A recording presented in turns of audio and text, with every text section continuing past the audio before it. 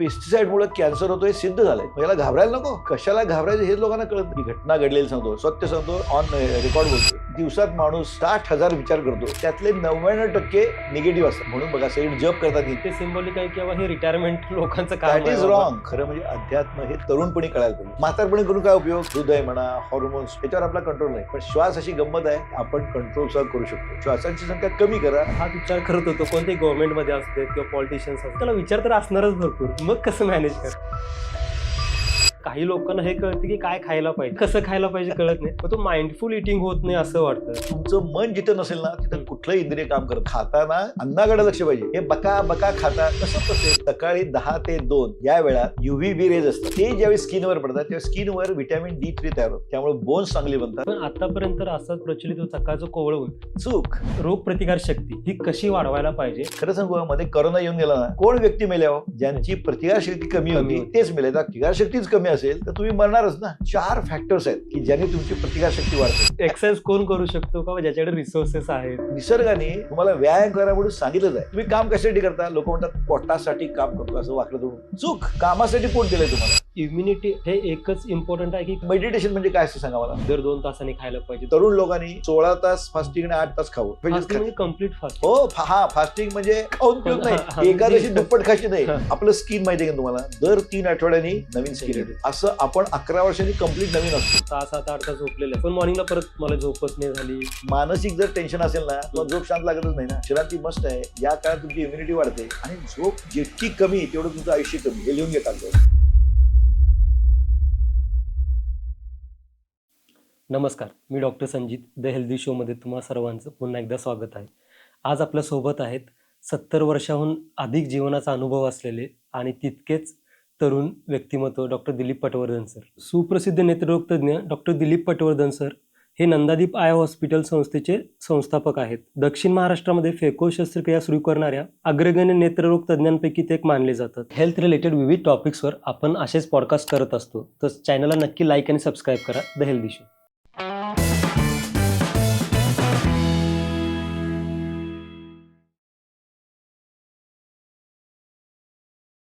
The healthy शोमध्ये तुम्हा सगळ्यांचं स्वागत आहे.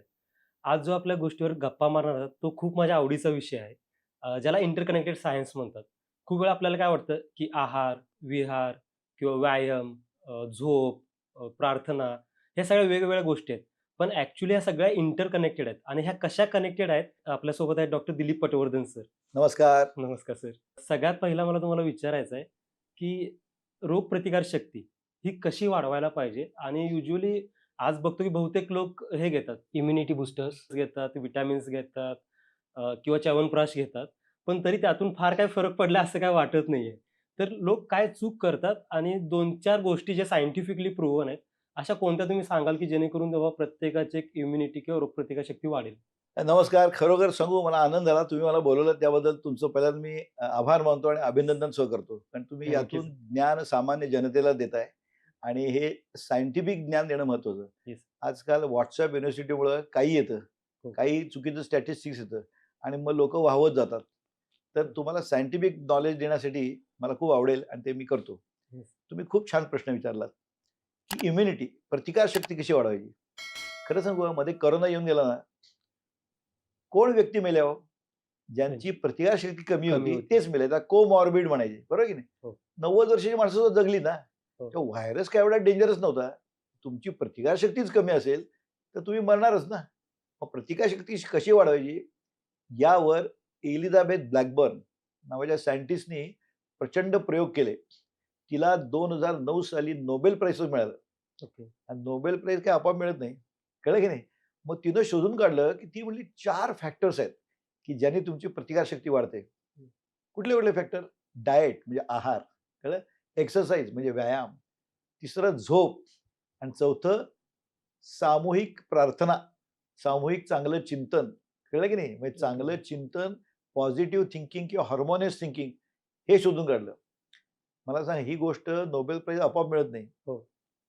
तिनं कित्येक हजार लोकांचं हे सगळं तपासलं. तेव्हा तिच्या लक्षात आलं की आपले क्रोमोझोम्स असतात ना, जीन्स, त्याला टेलोमियर म्हणतात. टेलोमियर टेलोमियर म्हणजे जीन्सच्या कडेला कॅप्स असतात.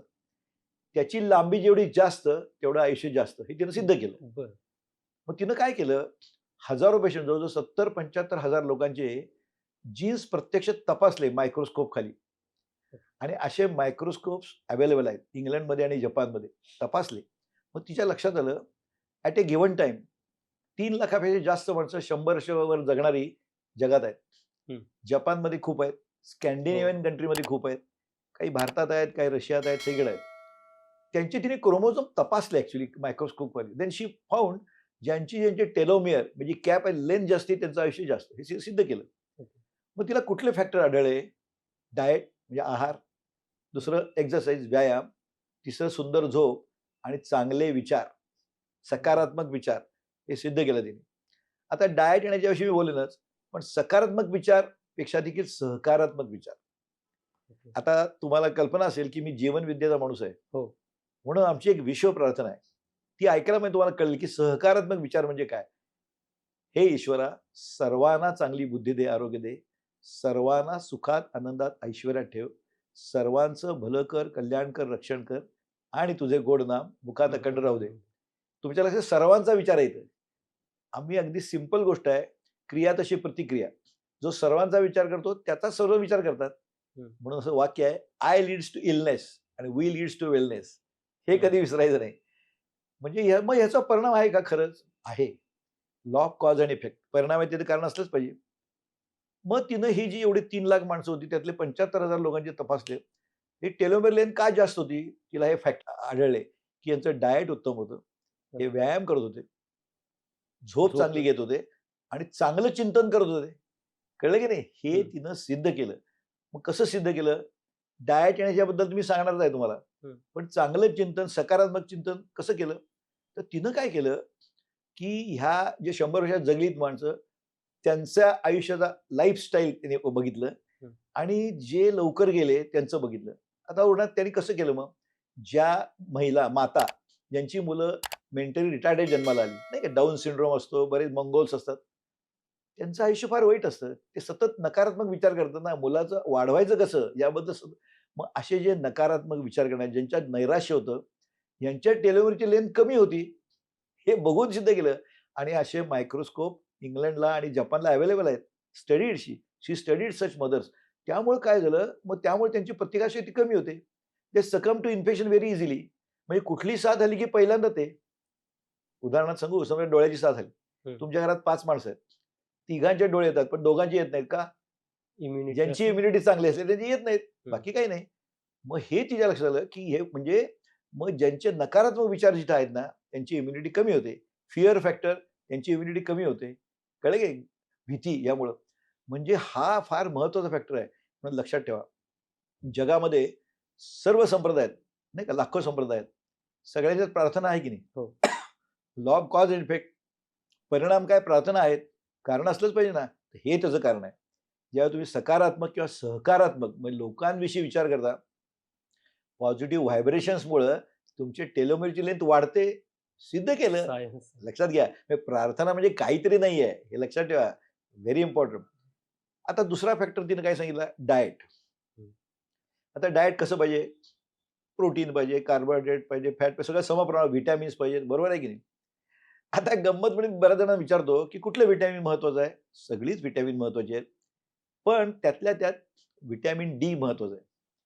मी जर तुम्हाला प्रश्न विचारला, व्हिटॅमिन डी कुठून मिळतं मला सांगा? सनलाईट, सूर्यप्रकाशातून मिळतं, बरोबर आहे की नाही? आता आपला प्रॉब्लेम काय माहिती का? आपण का हा प्रश्न विचारत नाही? That is the problem. मी विचारतो लोकांना की केव्हाचा सूर्यप्रकाश चांगला? सगळे म्हणतात कोवळ्या उन्हात बसा. चूक. सकाळी 10 ते 2 या वेळात UVB रेज असतात, अल्ट्राव्हायोलेट रेज असतात. ते ज्यावेळी स्किनवर पडतात तेव्हा स्किनवर व्हिटॅमिन D3 तयार होतं. कळलं की नाही? आणि हे D3 तयार झालं की that helps to absorb calcium. त्यामुळे बोन्स चांगले बनतात आणि हे अँटीऑक्सिडंट सुद्धा आहे. 10 ते 2 या वेळात. पण आतापर्यंत असंच प्रचलित होतं की बाबा सकाळचं कोवळं ऊन, स्पेशली आपण बघायचं की लहान मुलांना जेव्हा ते बाळ हे असतं की प्रत्येक जण त्याचे आजी आजोबा आई वडील त्यामुळे कोवळं ऊन देतात त्यांना. चूक. कारण 10 ते 2 भारतामध्ये 10 ते 2 म्हणून म्हटलं ना, काय गुगल आहे की नाही हल्ली, गुगलचा वापर करत नाही ना कोणी. तुम्ही घाला गुगलवरती, which is the time when you get good ultraviolet rays to increase, you will get 10 to 2 in India. पण ते 10 to 2 मध्ये जर मॅक्सिमम आता सनस्क्रीन लावून हे करतात जर बाहेर असतील चूक तरी. आहे ते. 15 मिनिटं रोज तुम्ही उघडं शरीरावर घेतलंच पाहिजे. त्याच वेळी व्हिटॅमिन D3 मिळतं. कोवळ्याहून अजिबात मिळत नाही असं नाही, पण फार कमी मिळतं. शास्त्र माहीत पाहिजे आपल्याला. कळलं की नाही? आणि आपल्या देशात तर भरपूर सूर्य आहे. हो. परदेशात तुम्हाला माहिती आहे, मी इंग्लंडला गेलोय, राहिलोय सुद्धा महिनाभर. तिथं तुम्हाला सांगतो गंमत, तिथं महिनाभर सूर्य दिसत नाही. व्हाईट ॲटमॉस्फिअर असतं. म्हणजे तुम्हाला नैराश्यच तुमच्यात मनात येतं. सूर्य म्हणजे ठरवायला काय उगीच देव म्हणतो का आपण? हो, हो. खरं आहे ते. मग ज्यावेळी केव्हा येतो ना सनलाईट, सूर्यप्रकाश, अहो लोकं सुट्ट्या देतात. हं. नाही का? मग ते उघडे पडतात बघा जाऊन हां, बीचवरती. हां. आपल्याला तशी काही गरज नाही. भारतात भरपूर सूर्य आहे. भरपूर. उघडून पडायची गरज नाही आहे. पण उन्हात गेलं पाहिजे. कळलं की नाही? That is a medicine. म्हणून ते सूर्याला आपण देव का म्हणतो? देतो तो देव ना. कळलं की नाही? येस. येस. व्हिटॅमिन D3 तिथनं मिळतं. लक्षात ठेवा. बाकी प्रोटीन वगैरे सगळं पाहिजे. That is correct. हं. मिनरल सगळी पाहिजेतच. हे डाएटमधलं महत्वाचं आहे. डाएट काय खायचं?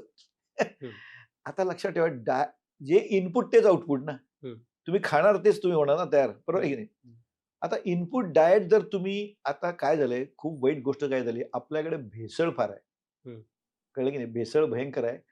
त्यामुळं आणि चायनीज फूड खातात, जंक फूड खातात. त्याचे दुष्परिणाम फार आहेत. पण काय माहिती का, का हे विचारल्याशिवाय तुम्हाला कळत नाही ना. बरोबर. कळलं की नाही? काय खायला म्हणजे आमची जीवनशैली काय म्हणते, की पार्किंग कुठे आहे तेच सांगत नाहीत. हं. नो पार्किंगचे बोर्ड सगळे असतात. हां. कळलं की नाही? ॲग्री. जीवनविद्या पार्किंग कुठे आहे सांगते. काय खायचं ते सांगते. कळलं की नाही? आता तुम्हाला माहिती आहे सेंद्रिय खाल्लं पाहिजे. अगदी करेक्ट. म्हणजे तुम्ही ज्यावेळी कीटकनाशकं वापरलेले वापरता, त्या यू आर किलिंग युअरसेल्फ. आता का वापरलं जाते ही खूप सामाजिक गोष्ट आहे. कारण माणसं छोटे-छोटे 1 एकर, 1.5 एकर शेती असते आणि त्यांना जगवण्यासाठी जंतू मग तो नाईलाज आहे. मग सामूहिक शेती केली पाहिजे हे त्याचं उत्तर आहे खऱ्या अर्थाने. म्हणजे सस्टेनिंग पॉवर वाढते. पण यामुळे काय होतं माहिती आहे का? मी तुम्हाला गंमत सांगतो, की आमच्याच भागात नांदणी वगैरे त्या एरिया आहेत. हो. तिथं उत्तम भाज्या-पाल्या होतात. ते सगळे पुण्या-मुंबईला जातात. अहो, असे मस्त असतात भाज्या-बिज्या उत्तम. काय असतात माहिती आहे? त्याच्यावरती ते हे करतात, पेस्टिसाइड स्प्रे करतात. कळलं की नाही? हं. आणि तुम्हाला इंडोसल्फान ऐकलं हं. असेल तुम्ही. हं. स्प्रे करतात. तेव्हा मग चकाचक चकचकीत दिसतात. Most dangerous. लक्षात ठेवा. मी स्वतः शेतात गेलोय, बघितलंय म्हणून सांगतो. वांगी, ढबू मिरची प्रचंड औषध मारतात. सगळ्यात गोवारी शेंगावर औषध मारत नाहीत. बघा त्याला नाही कीड लागत. हां. हे मला गेल्यामुळे कळलं, नाहीतर कळलं नसतं. इंडोसल्फान हे मारल्यामुळे काय होतं, काही बसत नाही कीड-बिडे. म्हणून किड्यांना कळतं काय खायचं, काय नाहीचं ते. कळलं की नाही?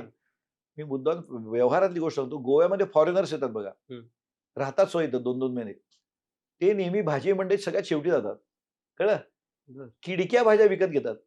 तर तिथल्या लोकांना आनंद वाटतो, काय आपण यांना खोळं बनवलं म्हणून. हो. ते खोळं नाहीत, तुम्ही खोळे आहात. हं. ते किडक्या भाज्या का घेतात माहिती आहे? समजा 1 किलो हवी असेल तर 4 किलो घेतात. किडलेला भाग काढतात, बाकीचं खातात. का? किडे कुठल्या घालायला लागतात? जिथं पेस्टिसाइड पेस्टिसाइड कमी नसतात आहेत. त्या बरं. माणसाला कळत नाही, पण किड्यांना कळतं. म्हणजे ते हुशार आहेत लक्षात ठेवा. म्हणून म्हणतो, की व्हेरी इम्पोर्टंट बी केअरफुल. आता पेस्टिसाइडमुळे कॅन्सर होतो हे सिद्ध झालंय. राउंडअप तुम्ही विचारा कुठल्याही शेतकऱ्याला. सगळेजण राउंडअप मारतात. हे विडीसाईड आहे, तणनाशक. खरं म्हणजे याला बंदी आहे. आता काय आपल्या आपल्याकडे देशाविषयी भरपूर काय हो. बोलायचं सगळं नाही ऑन का? पेपर भरपूर गोष्टींना बंदी असते भरपूर आहे. आपल्याकडे. कारण एक निग्रो माणूस होता, ब्लॅक माणूस होता अमेरिकेमध्ये. कोर्टात गेला आणि सिद्ध झालं, त्याच्यामुळे त्याला स्किन कॅन्सर झाला म्हणून. बघा सिद्ध झालं. उपयोग काय? तो मेला ना कॅन्सरनी. हां. आणि आपल्या देशात अजूनही राउंडअप वापरतात. कुठल्याही शेतकऱ्याला विचारा. Very bad. तणनाशक कष्ट वाचतात ना. हं. तण काढायला मजूर लावावे लागतात. त्याचे पैसे खर्च होतात. हे नुसतं मारलं की तण खलास. बारमध्ये जाऊन बसायचं. मी सांगतो मी स्वतः गेलेलो आहे शेतात म्हणून सांगतो. कळलं की नाही? पेस्टिसाइड एवढं भयानक. मी तुम्हाला एक उदाहरण सांगतो. मी लेक्चर द्यायला जातो खेडेगावामध्ये. आम्ही काय करायचो, मी त्याच्यावर फिल्म काढली शूटिंग स्वतः गेल्यामुळं. मग काय असतं खेडेगावामध्ये फिल्म दाखवली गेलं की गर्दी जमते. बरोबर. मग धारा-बिरा काढून झाला की मी जातो. कळलं? सगळे जमतात. मग त्यांना मी प्रश्न विचारतो, "बघा, मी तुम्हाला सुद्धा प्रश्न विचारतोय." की म्हणतो, "मी तुम्हाला एक प्रश्न विचारणार आहे आणि त्याचं उत्तर होत असणार आहे. हं. मी काय तुम्हाला ओळखत नाही ना?" "ओळखत नाही." "मग कसं काय?" मी त्यांना म्हणतो, "हे बघा, एक तर तुम्ही हं. किंवा तुमचा जवळचा नातेवाईक किंवा जवळच्या नातेवाईकाचा जवळचा मित्र, त्यातल्या एकाला तरी कॅन्सर झालाय, औषध चालू आहे, केमोथेरपी, रेडिएशन झालंय, ऑपरेशन झालंय किंवा मेलाय. ज्यांना कोणालाही कॅन्सरचा माहीत नाही, त्यांनी हात वर करा." एक सुद्धा हात वर येत नाही. प्रत्येकाला माहिती आहे कॅन्सरचा पेशंट. मग याला घाबरायला नको? हो. कशाला घाबरायचं हेच लोकांना कळत नाही. हं. कळलं की नाही? इतकं डेंजरस आहे. आणि मला एक लिस्ट आहे आता, की कुठल्या पेस्टिसाइडमुळे कुठला कॅन्सर होतो, हे सुद्धा गणित आहे. तेव्हा पेस्टिसाइड भेसळ असलेलं अन्न खायला नाही पाहिजे. पण आता पुण्या मुंबईत नाईलाज असतो त्यांचा. मग काय करायचं? देवावर हा श्रद्धा- तो प्रश्न आहे. प्रश्न आहे, पण हा प्रश्न ज्ञान देऊन ना, अज्ञान दूर करून, मग सरकारचं अज्ञान दूर केलं पाहिजे आपल्याला आधी आणि लोकांचं अज्ञान दूर केलं पाहिजे. ऑर्गॅनिक फूड घेतलं पाहिजे. आता हं. मी माझं सांगतो, मालगावला आमच्या जवळ आहे, मी उदाहरण सांगतो. तिथं 25 शेतकरी एकत्र येऊन करतात ते खरोखर. महाग असतं ते, परवडतं ना. विष खाण्यापेक्षा स्वस्तातलं. हां. मग असं शेतकऱ्यांनी, मी खरंच या पॉडकास्टमधनं सांगतो, शेतकऱ्यांनी एकत्र यावं. कारण काय असतं, एकट्या माणसाला सस्टेनिंग पॉवर असत नाही. बरोबर. त्यांनी कर्ज काढलेलं असतंय. हं. मग त्याला पेस्टिसाइड मारावंच लागतं. ही अगतिकता आहे त्यांची. मग एकत्र आले तर सस्टेनिंग पॉवर वाढते. उदाहरणार्थ सोयाबीन आहे. समजा त्याला ते रेट नाही आला. हं. छोट्या शेतकऱ्याला विकावंच लागतं ना. बरोबर. हे गोडाऊनमध्ये ठेवू शकतात. रेट हं. आला की विकू शकतात ना. हं. हे इकॉनॉमिक्स कळलं पाहिजे. आपल्या हं. देशात माझं सजेशन आहे, सामूहिक शेती यासाठी केली पाहिजे. काय होतं आपल्याकडं, सहकाराचा स्वाहाकार होतो, हे फार वाईट गोष्ट आहे. त्याला काय करणार आम्ही? हं. पण हे मी तुम्हाला सोल्युशन सांगतोय. Yes you can. आज कॅन्सर एवढा रॅम्पंट वाढलाय. मी तुम्हाला प्रश्न विचारतो, तुम्हाला सुद्धा माहिती आहे की नाही कॅन्सरचा पेशंट हो. असलाच पाहिजे. हे मी स्वतः खेडेगावात गेलो म्हणून सांगतो. वाईट आहे नाही. म्हणून डाएटला खूप महत्व आहे. म्हणजे ॲक्चुअली फूडची कमी आहे. म्हणजे ते जर आपण कॅल्क्युलेशन करता आलं थोडंफार व्यावहारिक होऊन, की आजारी पडल्यानंतर किंवा किती कॅन्सर खर्च येतो? झाल्यानंतर अहो, हे सगळे पैसे कॅन्सर हॉस्पिटलमध्ये घालतात. हां. म्हणजे जे काय सो कॉल्ड म्हणजे पीक वाढवतो. पीक अरे कसलं वाढवतो पीक? तू आजार वाढवतोस ना. हां. जे मिळवतोस ते घालतोस कॅन्सर हॉस्पिटलमध्ये. हां. खरं आहे की बरोबर नाही? आहे. हो. आता खायचं, कसं खायचं हे देखील लोकांना कळत नाही. तुम्हाला आठवतंय तुमची आई वगैरे सांगतात बघा, "अरे बाळ, चावून-चावून खा." तुम्ही का हा प्रश्न विचारला नाहीत ना तिला? ती बरोबर सांगत होती. पण आपलं हल्ली कसे खातात हो? हातात मोबाईल. बका-बका हं. खातात. म्हशीसारखं. बरोबर आहे की नाही? हो. मग पचत नाही ते. मग का हा प्रश्न विचारायला पाहिजे ना? आता मी त्याचं उत्तर सांगतो. हां, म्हणजे सर मला ते लागून विचारायचं होतं, की समजा काही लोकांना हे कळतं, की काय खायला पाहिजे. हां, पण पण कसं खूप वेळा खायचं? कसं खायला पाहिजे कळत नाही. स्पेशली आता जे जसं आमच्या एज ग्रुपमध्ये आम्ही बघतो, खूप वेळा ते कॉर्पोरेट डिनर्स असतात हो. किंवा ग्रुप आउटिंग असतं आणि अशा खूप साऱ्या गोष्टी असतात. आणि मग किंवा खूप वेळा एखादं सीरियल बघत खायचा, ह्या गोष्टी असतात. मग तो माइंडफुल ईटिंग होत नाही असं वाटतं. You sed it. अगदी बरोबर. तुमचं मन जिथं नसेल ना, तिथं हं. कुठलंही इंद्रिय काम करत नाही. लक्षात ठेवा. आपल्या हं. काय आहे, मन तिथं नसेल, आता उदाहरण डोळे आहेत ना, हं. तुमच्या समोरून समजा मित्र गेला. तुमच्या मनात प्रचंड विचार चालू असतील. हसू पण प्रतिमा तर उमटलेली असते रेटिनावरती. Yes. It doesn't get registered, कारण मन तिथं नसतं ना. मग तोच दुसऱ्याशी म्हणतो, "काय भाव खातोस काय?" अरे नाही बाबा बघितलं तुला, म्हणजे पडद्यावर प्रतिमा पडली असते, पण इथं नसते ना गेलेली ती. हो. तसंच खाताना अन्नाकडे लक्ष पाहिजे. आपल्या जुन्या किती चांगल्या गोष्टी होत्या. काय होते, उदरभरण नव्हे जाणे जे यज्ञकर्म. हां. हळू-हळू आहुती घालायची. हे बका-बका खाता कसं पचेल? मग का पचत नाही? पुन्हा का प्रश्न विचारला पाहिजे? सायन्स आहे ना. त्याचं हां. कारण असं, आपण काय करतो माहिती आहे का? प्रोटीन खातो. हं. कळलं की नाही? हं. कार्बोहायड्रेट खातो हं. आणि फॅट खातो. हं. 3 गोष्टी आहेत. हं. हळू का खायचं? तर कार्बोहायड्रेट असतं ना आपलं, ते हो. तोंडातच डायजेस्ट होतं. सलायवा ना आपला सलायवा. हं. त्याचे मग तुम्ही चावलत तरच सलायवा येणार ना. हं. पण आपली आई सांगायची 32-16 32 या आकड्याला अर्थ नाही, पण सलायवा सिक्रीट झालं तरच कार्बोहायड्रेट डायजेस्ट होतं. बरोबर. मग प्रोटीन पुढे जातं पोटात. हं. पोटात हायड्रोक्लोरिक ॲसिड आहे. पेप्टाइडमध्ये रूपांतर होतं, लिंकेज हं. होतं. हं. डॉक्टर आहे तुम्हाला कळलं की नाही? येस. तिथं प्रोटीन डायजेस्ट होतं हं. आणि फॅट कुठे डायजेस्ट होतं? पुढे डिओडेनमध्ये जातं. तिथं आपलं पित्त असतं. हं. कळलं की नाही? तिथं डायजेस्ट होतं. मग हे 3 स्टेपमध्ये आपलं डायजेशन आहे ना. तुम्ही जर बका-बका खाल्लं तर कसं डायजेस्ट होईल? मग तुम्हाला गॅसेस होतात, ॲसिडिटी होते. सिंपल. मग तुम्ही म्हणा असं कसं जनावरं खात नाहीत काय? खातात ना, सांगतो ना तुम्हाला. मग त्यांच्यात कसं डायजेस्ट होतं? नो. त्याला रुमिनंट डायजेस्टिव्ह सिस्टम आहे जनावरांना. 4 कप्पे आहेत त्यांना. त्यांना काय संध्याकाळी जेवायला मिळण्याची गॅरंटी नसते. बरोबर आहे. ते बका खातात आणि ते एका कप्प्यात जाऊन पडतं. बघा किती निसर्गाने काय केलं, जाऊन पडतं. मग त्या ज्यावेळी गोठ्यात येतात म्हशी, त्यावेळी रवंथ करतात. हो. तुम्ही काय करतात? अहो ते जो कड असतो, कड म्हणतात त्याला, अनडायजेस्टेड फूड, ते तोंडात काढतात आणि पुन्हा बरं. चावून-चावूनच खातात. डायजेशन आपल्यासारखंच. आता हो. मला सांगा, माणसाला काय नाहीये. कोणाला नाही. असेल तर त्यांनी खावं तसं बरोबर. कळलं की नाही? हो. तेव्हा आपलं मन जिथं असेल तिथंच ॲक्शन होते. हो. डाएट खाताना असं खाल्लं पाहिजे. बरोबर आहे ना? हं. दुसरी गोष्ट, तुम्हाला सांगतात तुमच्या चायनीज खाऊ नको. हल्ली हां. काय चायनीज मग का खायचं नाही? पण ते टेस्ट बडला हे करतात ना आणि हां. काय असतं बघा, ते चीज गार्लिक असतं ना, ते हं. इंडस्ट्रियल सॉल्ट असतं त्यामध्ये. That is harmful. आणखीन सांगू? हं. मल्टिप्लेक्स थिएटरमध्ये जातात बघा हं. आणि तिथे कॉर्नफ्लेक्स देतात ना, कॉर्नफ्लेक्स हं. मस्त असतं. हं. Do you no? त्यामध्ये चवीसाठी सोडियम सायक्लामेट घातलेलं असतं, व्हिच डॅमेजेस युअर लिव्हर. म्हणजे 5 रुपयाचं कॉर्नफ्लेक्स तुम्ही 50 रुपयाला खाताय आणि हं. विष खाताय. हं. Should not eat. फिश खातात लोकं. अहो, हं. फिशला अँटिबायोटिक आणि स्टिरॉइड दिले असतात. आज काय झालंय, दूध सुद्धा गॅरंटी नाही काय कसं मिळेल ते. हं. दुधात ॲडल्ट्रेशन भयंकर आहे. तुम्हाला एक मी खरोखर दूध म्हणजे काय असतं माहिती आहे, आर्टिफिशियल दूध तुम्हाला खरं सांगतो. आय वॉज अमेझ, मला फार वाईट वाटलं. हं. खरं दूध नसतंच काही वेळा. हं. ही घटना घडलेली सांगतो. सत्य सांगतो. मी ऑन रेकॉर्ड बोलतोय. ही घटना कुठं घडली माहिती आहे? बीडला. बरं. तिथे एका मोठ्या पक्षाचा अध्यक्ष होता. तो काय करायचा माहिती आहे? मोठ्या खोलीमध्ये हं. खोटं दूध करायचं. त्यात काय होतं माहिती आहे? हं. मी मुद्दाम लिहून आणलंय. युरिया, स्टार्च, ग्लुकोज, फॉर्मॅलिन आणि डिटर्जंट हे मिक्सचर करून दुधासारखं तयार होतं. आणि तुम्ही फॅट मीटर घातलं तर फॅट लागते. साय पण येते. कळलं की नाही? आणि हे दूध तो मंचरला पाठवत असे. तिथं मुलं आजारी पडायला लागली. डॉक्टरला काही कळेना. तर मुलं काय, "अरे अशक्त दिसतोय, दूध पाजा." हां. दूधमध्ये विष पीत होते ते. आणि मुलं मेली. मग ते संशोधन केलं, त्याला आढळलं हे कुठेतरी बीडहून येते. हं. त्याला पकडला. अटक-बिटक केली. पण आपल्या देशात प्रॉब्लेम आहे ना. हं. एक फोन आला फक्त, "आपला माणूस आहे, सोडून द्या." अहो, त्यांनी मुलांचे खून केले. पण त्याला काय झालं मला सांगा? ह्याच्यावर आपल्या सरकारने लक्ष दिले पाहिजे. केमिकल असते ते. हं. तेव्हा मला फार वाईट वाटतं. आपण त्या मानाने सांगलीत-बिंगलीत जरा चांगलं दूध मिळू शकतं. मुंबई, पुण्याला काय करणार हो? नाईलाज आहे. ह्याच्यावरती मी काय उपाय काढू शकत नाही. हे सरकारने काढला पाहिजे. बरोबर आहे ना? त्यामुळे काय खायचं नाही याला महत्व आहे.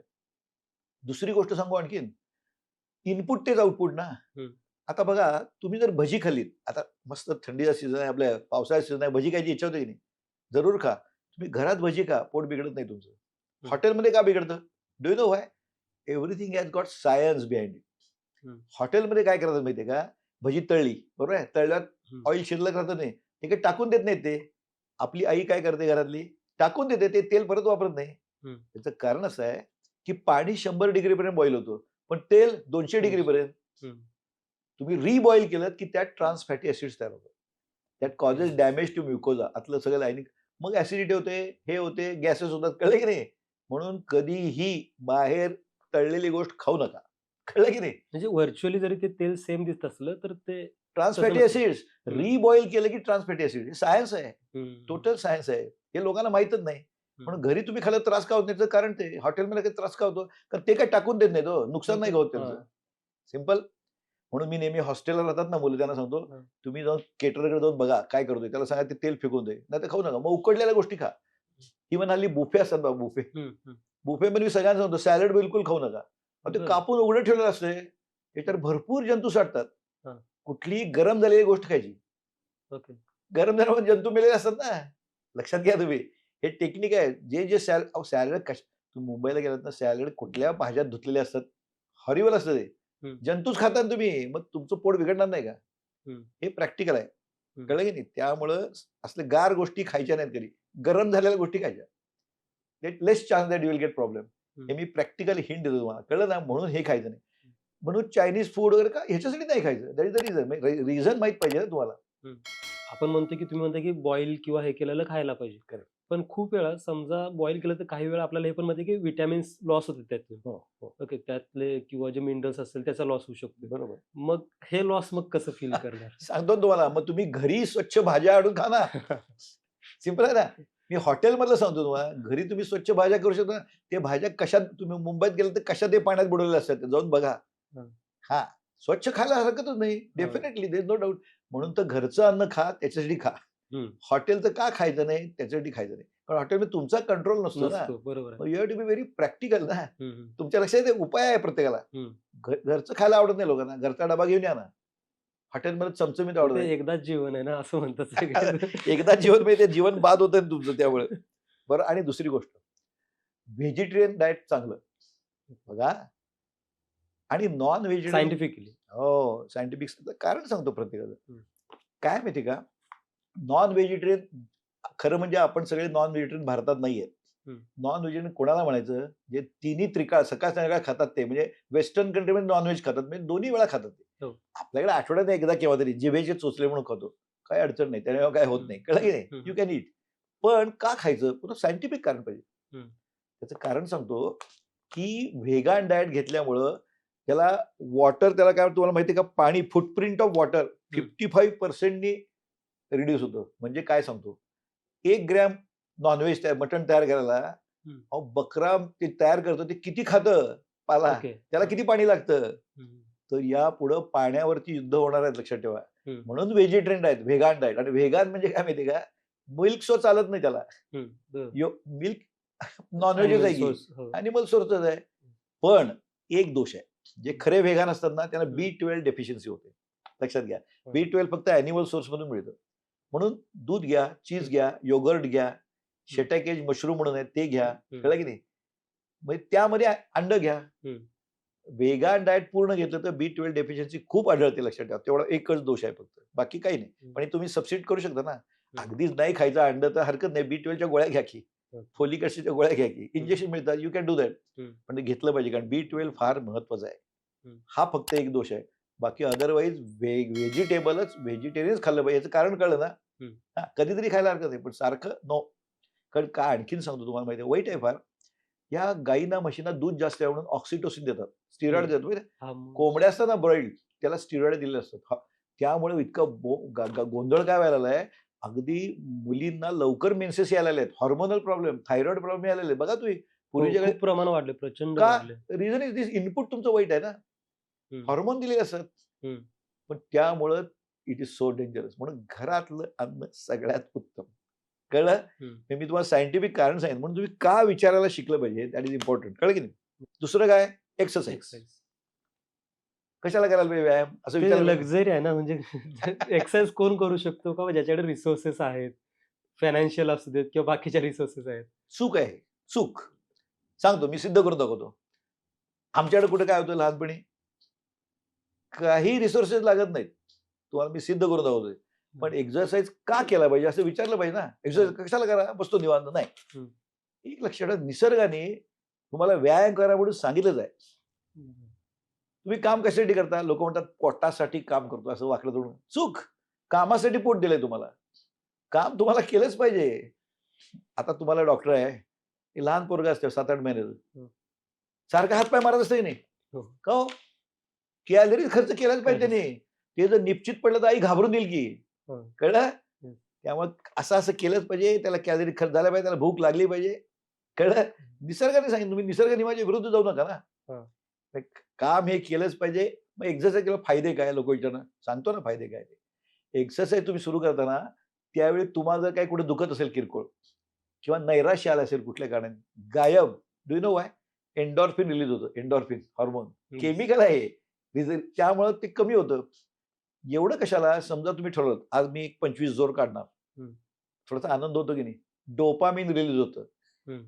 ही दोन्ही हॅपी हॉर्मोन्स आहेत, ते तुमची इम्युनिटी वाढवतात. मी सायंटिफिक सांगतो का व्यायाम करायचा, म्हणून व्यायाम केला पाहिजे, कळलं की नाही. तुमचं छान होतं, तुमच्या बाकी गोष्टी तुम्ही करून बघा.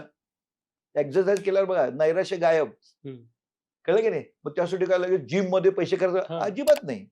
आता काय काय करू शकतात तरुण लोकांसाठी, एरोबिक्स करा, नाही का, ते झुंबा डान्स करतात की, ग्रेट. मी खरं सांगतो, मला आनंद हल्ली काय वाटतो, पूर्वी आम्ही फिल्म बघायचो ना, देवानंद ते दिलीप कुमार, कसले ते शेळपट, त्याची युद्ध त्यांनी मारलं तर कोण लागेल असं वाटत होतं काय. आजकाल बघा, हिरो आणि हिरोईन तगड्या असतात, मला आवडतं ते. आणि मागं वाचणारी बायका काय नसतात, I like it. Zumba dance चांगला आहे. एरोबिक्स तरुणांनी करावं. स्ट्रेचिंग, योगासनं करावी, स्ट्रेचिंग एक्सरसाइज, कळलं की. वेट ट्रेनिंग करावं यंग लोकांनी. योगा म्हाताऱ्यांसोबत चालतो, कळलं की नाही. हे आता मला सांगा, कॅलिस्थेनिक्स काय हल्ली इंग्लिश सांगायला लागते. कॅलिस्थेनिक्स म्हणजे काय माहितीये का तुम्हाला, सूर्यनमस्कार. स्वतःच वजन वापरायचं, याला कॅलिस्थेनिक्स. पण इंग्लिश सांगितलं हल्ली पोरांना बरं वाटतं. कॅलिस्थेनिक्स करा, सूर्यनमस्कार घालले का, त्याला काय पैसे पडतात, पैसे खर्च येत नाही. आमच्याकडे मी 125 जोर मारत होतो लहानपणी. आम्ही हौदा खणायचो, बैठका मारायचो, करायला फिरायचो, याला पैसे पडतात, शून्य. कारण सांगायला पाहिजे. आळशीपणा सोडून द्या, एक्सरसाइज तेवढ्यासाठी कारण कळलं ना. सायंटिफिक कारण सांगतो तुम्हाला की एक्सरसाइज का केला पाहिजे. It increases your immunity. Dopamine, endorphin release होतात हॉर्मोन्स, लक्षात घ्या तुम्ही. तिसरी गोष्ट काय सांगितली, झोप. मी गमतीने सांगतो विद्यार्थ्यांना, वर्गात झोपू नका, डॉक्टरने सांगितलं म्हणून. पण माणसांनी 7 ते 9 तास झोपलंच पाहिजे. का, पुन्हा सायंटिफिक कारण काय, तुम्ही ज्यावेळी झोपता तेव्हा तुमच्या ब्लड व्हेसल्स असतात ना, त्याचं रिपेअर मेकॅनिझम चालू असतं. जसं आपले बघा रोड बघा, रात्री कामं करतात की नाही, सेम थिंग. आणि इम्युनिटी वाढते त्या काळात. विश्रांती पाहिजेच. लक्षात घे, कुठल्याही प्राण्याला काय असते, भीती, भूक, निद्रा आणि मैथून. हा. निद्रा मस्ट आहे, विश्रांती मस्ट आहे. या काळात तुमची इम्युनिटी वाढते.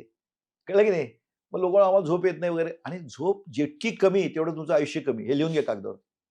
गणित आहे, गणित. 7 ते 9 तास झोपलंच पाहिजे. पण झोप फक्त नंबर्स मध्ये पाहिजे की क्वालिटी ऑफ स्लीप पण बघायला पाहिजे? येस, म्हणजे खूप लोकांना आम्ही ऑब्झर्व करतो की झोपलेले तरी असतात बाबा, 6-7-8 तास झोपलेले असतात, बरोबर, पण मॉर्निंगला परत मला झोपच नाही झाली, म्हणजे किंवा तो डाऊन असणं, हे लिथार्जिक वाटणं. करेक्ट. याचं कारण सांगतो. मानसिक जर टेन्शन असेल ना, तुम्हाला हम्म. झोप शांत लागतच नाही ना. हेल्थ चांगली असेल, फिजिकल हेल्थ चांगली असेल, तर मानसिक हेल्थ चांगली असते. हे रिसिप्रोकल आहे. Yes, sound sleep is a must. आपल्या झोपेचे प्रकार आहेत ना, जागृती, स्वप्नावस्था, कळलं की नाही? हे त्यात मग डीप स्लीप असते बघ. रात्री 1 ते 2 डीप ती लागली पाहिजे तुम्हाला. म्हणजे झोप 7 ते 9 तास त्यांनी कॅल्क्युलेट करून काढलंय. मी याचं तुम्हाला उदाहरण सांगू. कमी झोप तेवढी तुमचं प्रॉब्लेम. कसं सांगतो तुम्हाला? नीतू मांडके नावाचा मला एक 5 वर्ष सिनियर होता. नाव ऐकलं असेल हो, तुम्ही. हो. Cardiac Cardiac surgeon. surgeon. अतिशय चांगला होता. तो लोकांची सेवा म्हणजे कमी हो. खर्चात करायचा. हो. तर त्यावेळी बाळासाहेब ठाकरेंचं सरकार होतं आणि त्यांचं ऑपरेशन त्यांनी केलं. त्यांनी भरपूर फंड दिले. त्यांनी जुहू एरियात जागा दिली त्याला. बांधायला सुरुवात केलं कार्डियक हॉस्पिटल गरिबांसाठी म्हणून. पण काय झालं, 2 वर्षांनी त्याची सत्ता गेली. पैसे बंद पडले. मग नीतू मांडके काय करायचा, इंग्लंड, अमेरिका तिकडे जायचा, आपल्या येणाऱ्यांना गाठायचा आणि तिथं लेक्चर द्यायचा. त्या लेक्चरमध्ये सांगायचा आवर्जून की डाएट, एक्सरसाइज, स्लीप सगळं सांगायचं. एकदा अमेरिकेत गेला असताना प्रेक्षकांनी विचारलं, अहो आम्हाला तुम्ही सांगता, तुम्ही झोपता का म्हणलं एवढं? बघा, झोपता का? नीतू मांडके म्हटलं, आय एम सॉरी म्हटलं, मला हे हॉस्पिटलचं प्रोजेक्ट करायचंय. मी इकडे येतो, 4 तास झोप कशी कशी मिळते, पुन्हा मी जातो, तिथं पुन्हा ऑपरेशन करतो. मी करू शकत नाही. आता यापुढे लक्षात ठेवा, निसर्ग नियम सगळ्यांना सारखे. तुम्ही साधू असा, दरोडेखोर असा, निसर्गाने अपवाद नाही. काय झालं माहिती आहे, आमचा नीतू मांडके मला 5 वर्ष शिकत होता. यंग एज मध्ये हार्ट अटॅकने मेला. झोपच नव्हती त्याला. ते लक्षात ठेवा, झोप अतिशय महत्वाची. त्यासाठी काय पाहिजे, मानसिक स्वास्थ्य पाहिजे. तुम्ही जर चुकीचे व्यवहार करून पैसे मिळवत असाल, झोप कशी लागणार तुम्हाला? फसून तुम्हाला झोप लागत नाही. देन यू डाय आणि यू गेट डिसीज.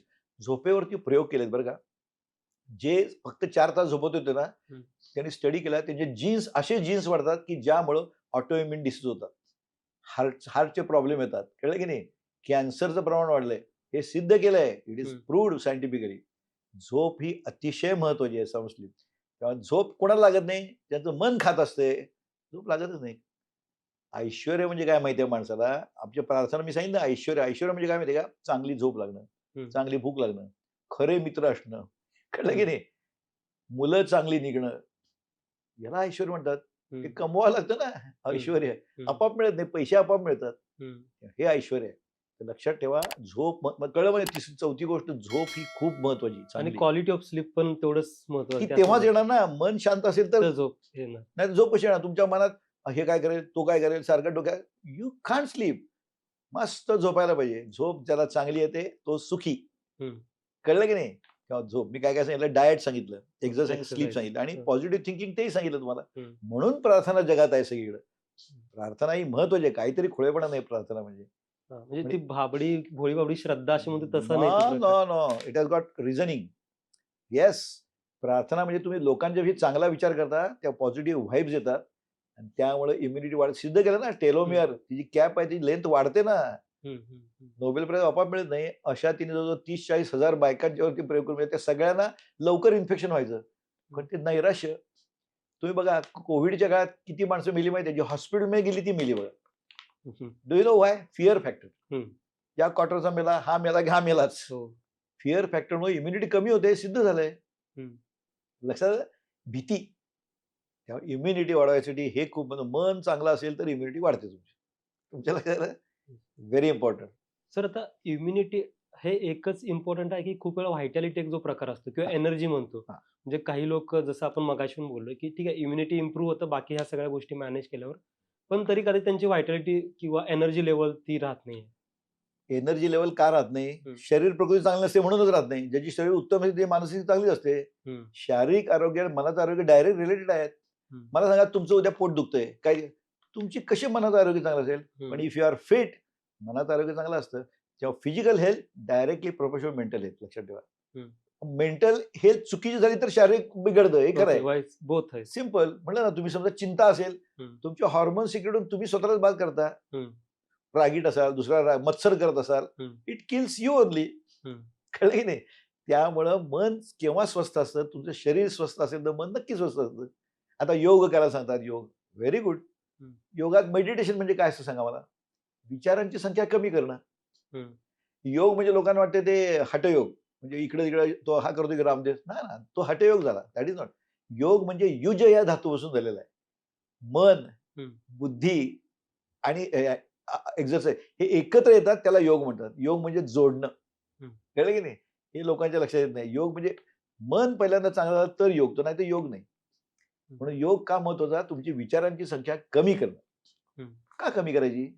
तर जेवढे विचार जास्त संख्या, तेवढं तुम्हाला टेन्शन जास्त, प्रॉब्लेम जास्त, नॉईज असतो ब्रेनमध्ये. आपण मौन मौन धरतात ना, बाहेरच्या मौनाचा काही उपयोग नाही. मनाचं मौन पाहिजे. नाहीतर तुम्ही गप्प बसलाय, मनात विचार चालू आहेत की नाही, नको ते मौन नाही. मनाचं मौन महत्वाचं. मग तुम्ही बघा, कधी टेन्शन आलं तुम्हाला तर श्वासाचा रेट वाढतो बघा. डायरेक्टली प्रोपोर्शनल विचार. आणि मग मेडिटेशन याचा अर्थ विचार कमी करणे, आणि ते करण्यासाठी म्हणून प्राणायाम करायचा. It is related. तुमच्या लक्षात येत असेल की कुठलेही वेगवेगळे लोक आहेत ना, SSY आहेत, विपश्यना आहे, सगळे काय सांगतात? श्वासावर केंद्रित करा. करेक्ट आहे ते. श्वास का बरं? याचं कारण असं, बाकी आपल्या ज्या ऑटोमेटेड क्रिया आहेत ना, हृदय म्हणा, हॉर्मोन्स म्हणा, हे म्हणा, त्याच्यावर आपला कंट्रोल नाही. पण श्वास अशी गंमत आहे, ऑटोमॅटिक सुद्धा आहे आणि आपण कंट्रोल सुद्धा करू शकतो. अशी एकच गोष्ट आहे. का? सिम्पॅथेटिक पॅरासिम्पॅथेटिक दोन्ही सप्लाय आहे, फ्रेनिक नर्व आहे तुमच्या लक्षात आहे. त्यामुळे काय होतं? श्वासांची संख्या वाढवली की विचारांची संख्या वाढते. मग त्याच्या उलट श्वासांची संख्या कमी करा, विचारांची संख्या कमी होते, म्हणजे प्राणायाम. नंबर ऑफ श्वास तुम्ही जर कमी करू शकलात बाय एफर्ट, तर विचारांची संख्या कमी होते.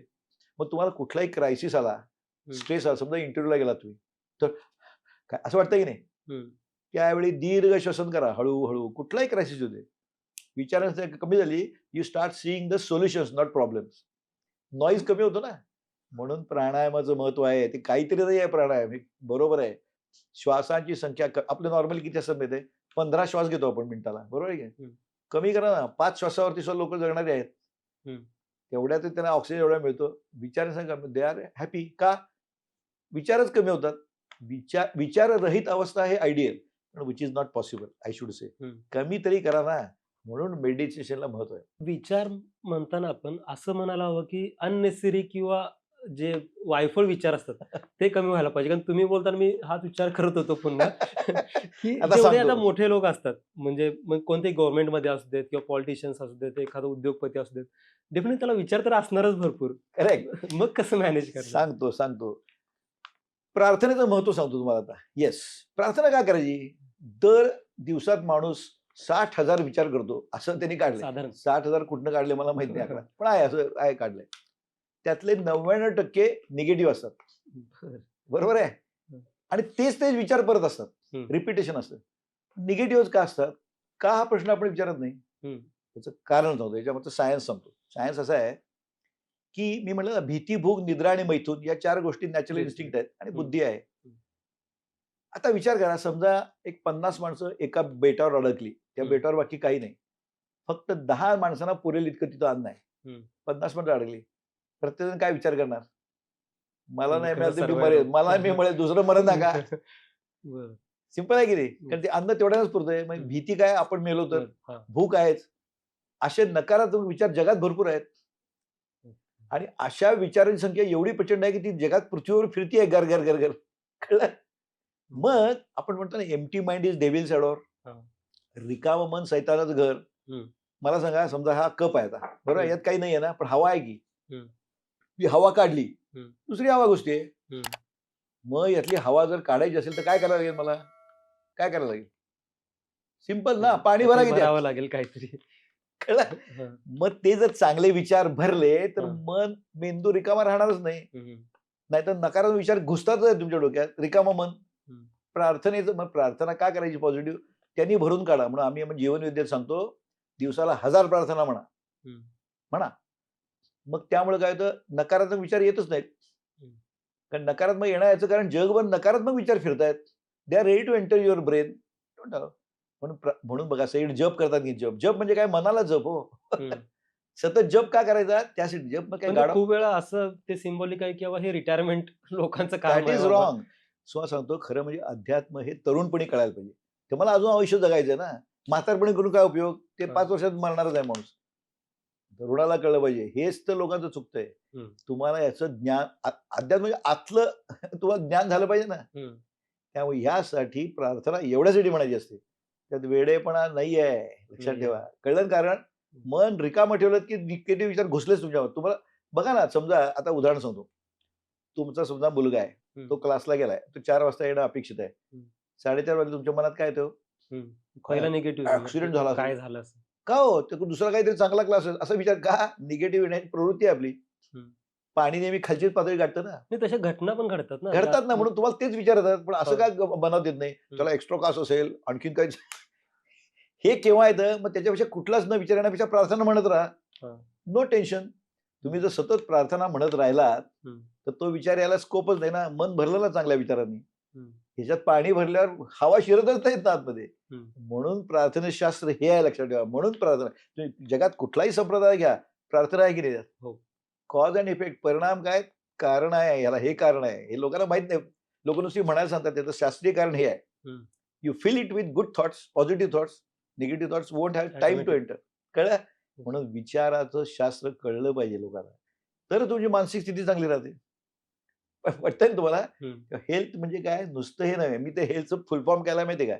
Happy energetic all through out. HEALT. सतत हॅपी एनर्जेटिक ऑल थ्रू. आता मला सांगा, हास्य क्लब असतात बघा. वंडरफुल. तुम्हाला माहिती आहे, हसलं की एंडॉर्फिन रिलीज होतो पुन्हा.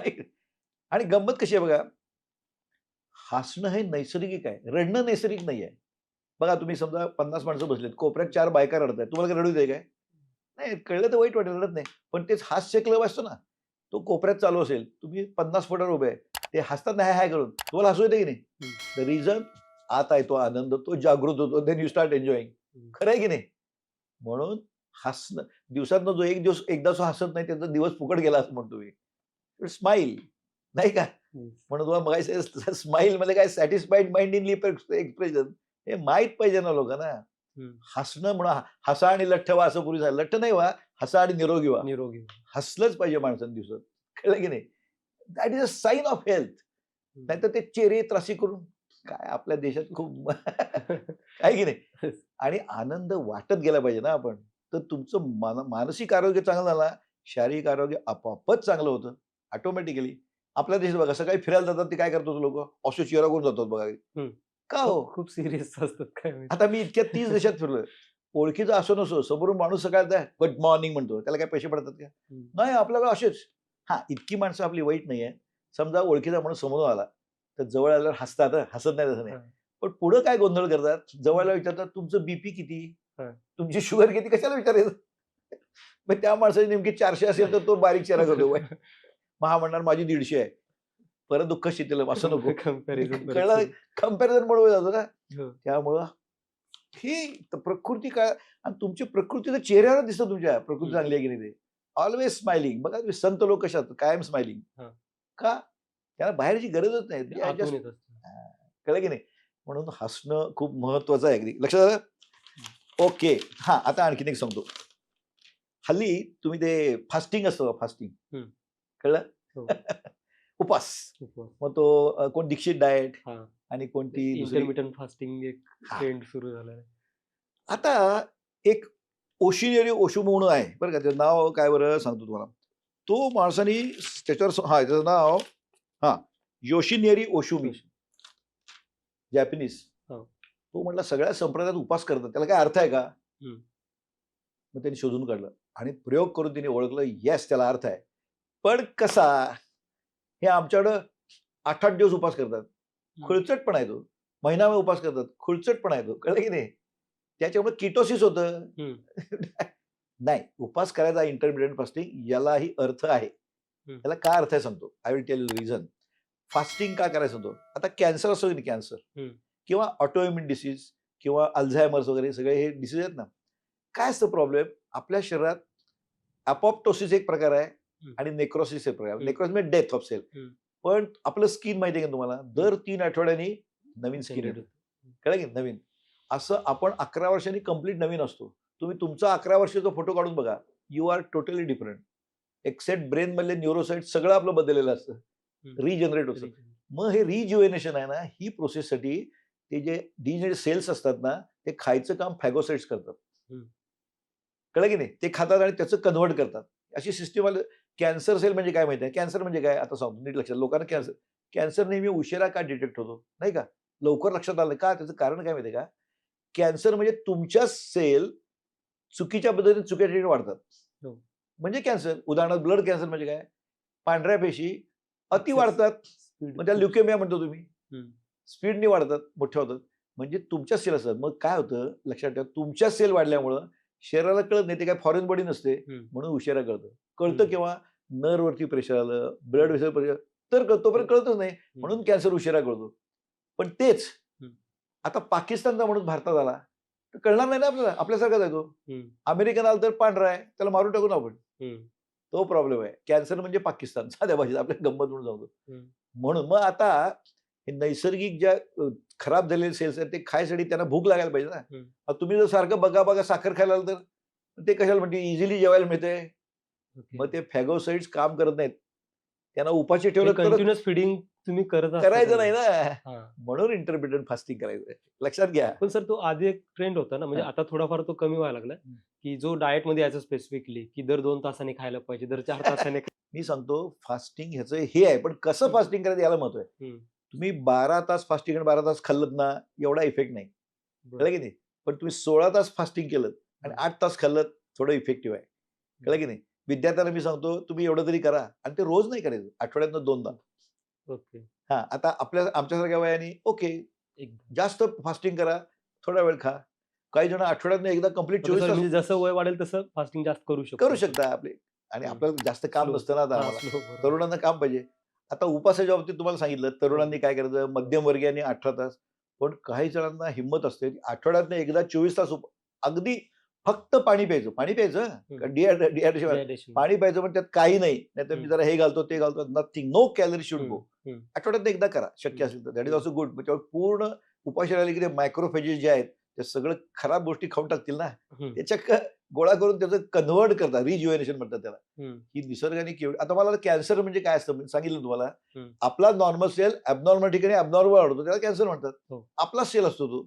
मग दॅट विल बी ट्रीटेड, कारण त्याला खूप त्याचे मेटाबॉलिझम जास्त असतं. त्याला खायलाच नाही दिलं तर तो कॅन्सर जिवंतच राहत नाही. म्हणून उपास करायचा.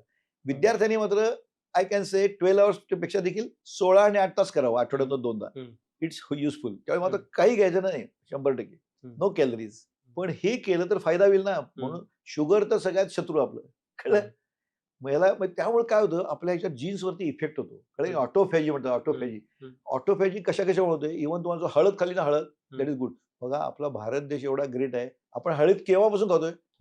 कित्येक वर्षापासून. पण सांगतो अमेरिका इतकं कंट्री सेल्फिश आहे, त्यांनी टर्मरिकचं पेटंट घेतलं. आम्ही मूर्ख. पण नाही, पुढे काय झालं सांगतो. माशेलकर मध्ये माशेलकर यांनी ते पेटंट मिळवलं. कसं मिळवलं माहिती आहे ना? त्यांनी जवळजवळ 10,000 पानं संस्कृत मधले श्लोक गोळा केले आणि सिद्ध करून दाखवलं, हे भारताचं पहिल्यापासून आहे म्हणून. आता आपल्याला मिळालंय पेटंट. ते ऑटोफेजीमुळे ते वाढवतं आपली इम्युनिटी. येस, टर्मरिक फॅक्टर महत्वाचे आहे. कळलं की नाही? आणि मग पॅरामायसिन नावाचे ड्रग्ज आहेत, किंवा excessive exercise, that also again same thing. खूप भूक लागते व्यायाम केला, that is also helpful. Intense exercise केला तेच होतं. कळलं? तर ह्या गोष्टी आहेत. पण त्यातला आपण इंटरमिटेंट फास्टिंग तर करू शकतो, पण कंट्रोल करायचं. उगीच 7 दिवस काही खात नाहीत, मूर्ख आहेत ते लोक. त्यांना किटोसिस होतं. ऑप्टिमम रिझल्ट साठी किती वेळ मी सांगतो, साधारणपणे तरुण लोकांनी साधारणपणे 16 तास फास्टिंग आणि 8 तास खावं. तिचं रोज नाही, आठवड्यातनं 2दा. कळलं? तेवढं त्यांचं होईल ना. ते मायक्रोफेजेस म्हणजे कंप्लीट फास्टिंग. हो, फास्टिंग म्हणजे खाऊन पिऊन नाही, एकादशी दुप्पट खाशी नाही, फक्त पाणी प्यायचं, कॅलरी 100 नाही खायची. त्याला फास्टिंग म्हणायचं. नाही तर काय. आमच्याकडे फास्टिंग म्हणजे उपवास आणि उपवास मला फरक कळत नाही लोकांना. उपवास म्हणजे लंघन, जे तब्येतीसाठी करायचं. उपवास म्हणजे देवासाठी. उपवास कसा शब्द आलाय माहितीये का? कोणी ऐकत नाही हो. उप म्हणजे जवळ, वास म्हणजे वास्तव्य. आपण उपकप्तान म्हणतो की नाही, मी कप्तान जवळचा. वास म्हणजे ईश्वराचं सतत स्मरण, याला उपवास म्हणतात. कळलं की नाही? उपास नव्हे, उपास हे प्रकृतीसाठी करायचं. उपवास मेडिटेशन, सतत स्मरण. अरे बाबा तू नाही करतायस, ही चैतन्य शक्ती करतेय, याचं म्हणजे नम्रता होईल ना, त्याच्याबद्दल कृतज्ञता बाळग, याला उपवास म्हणतात.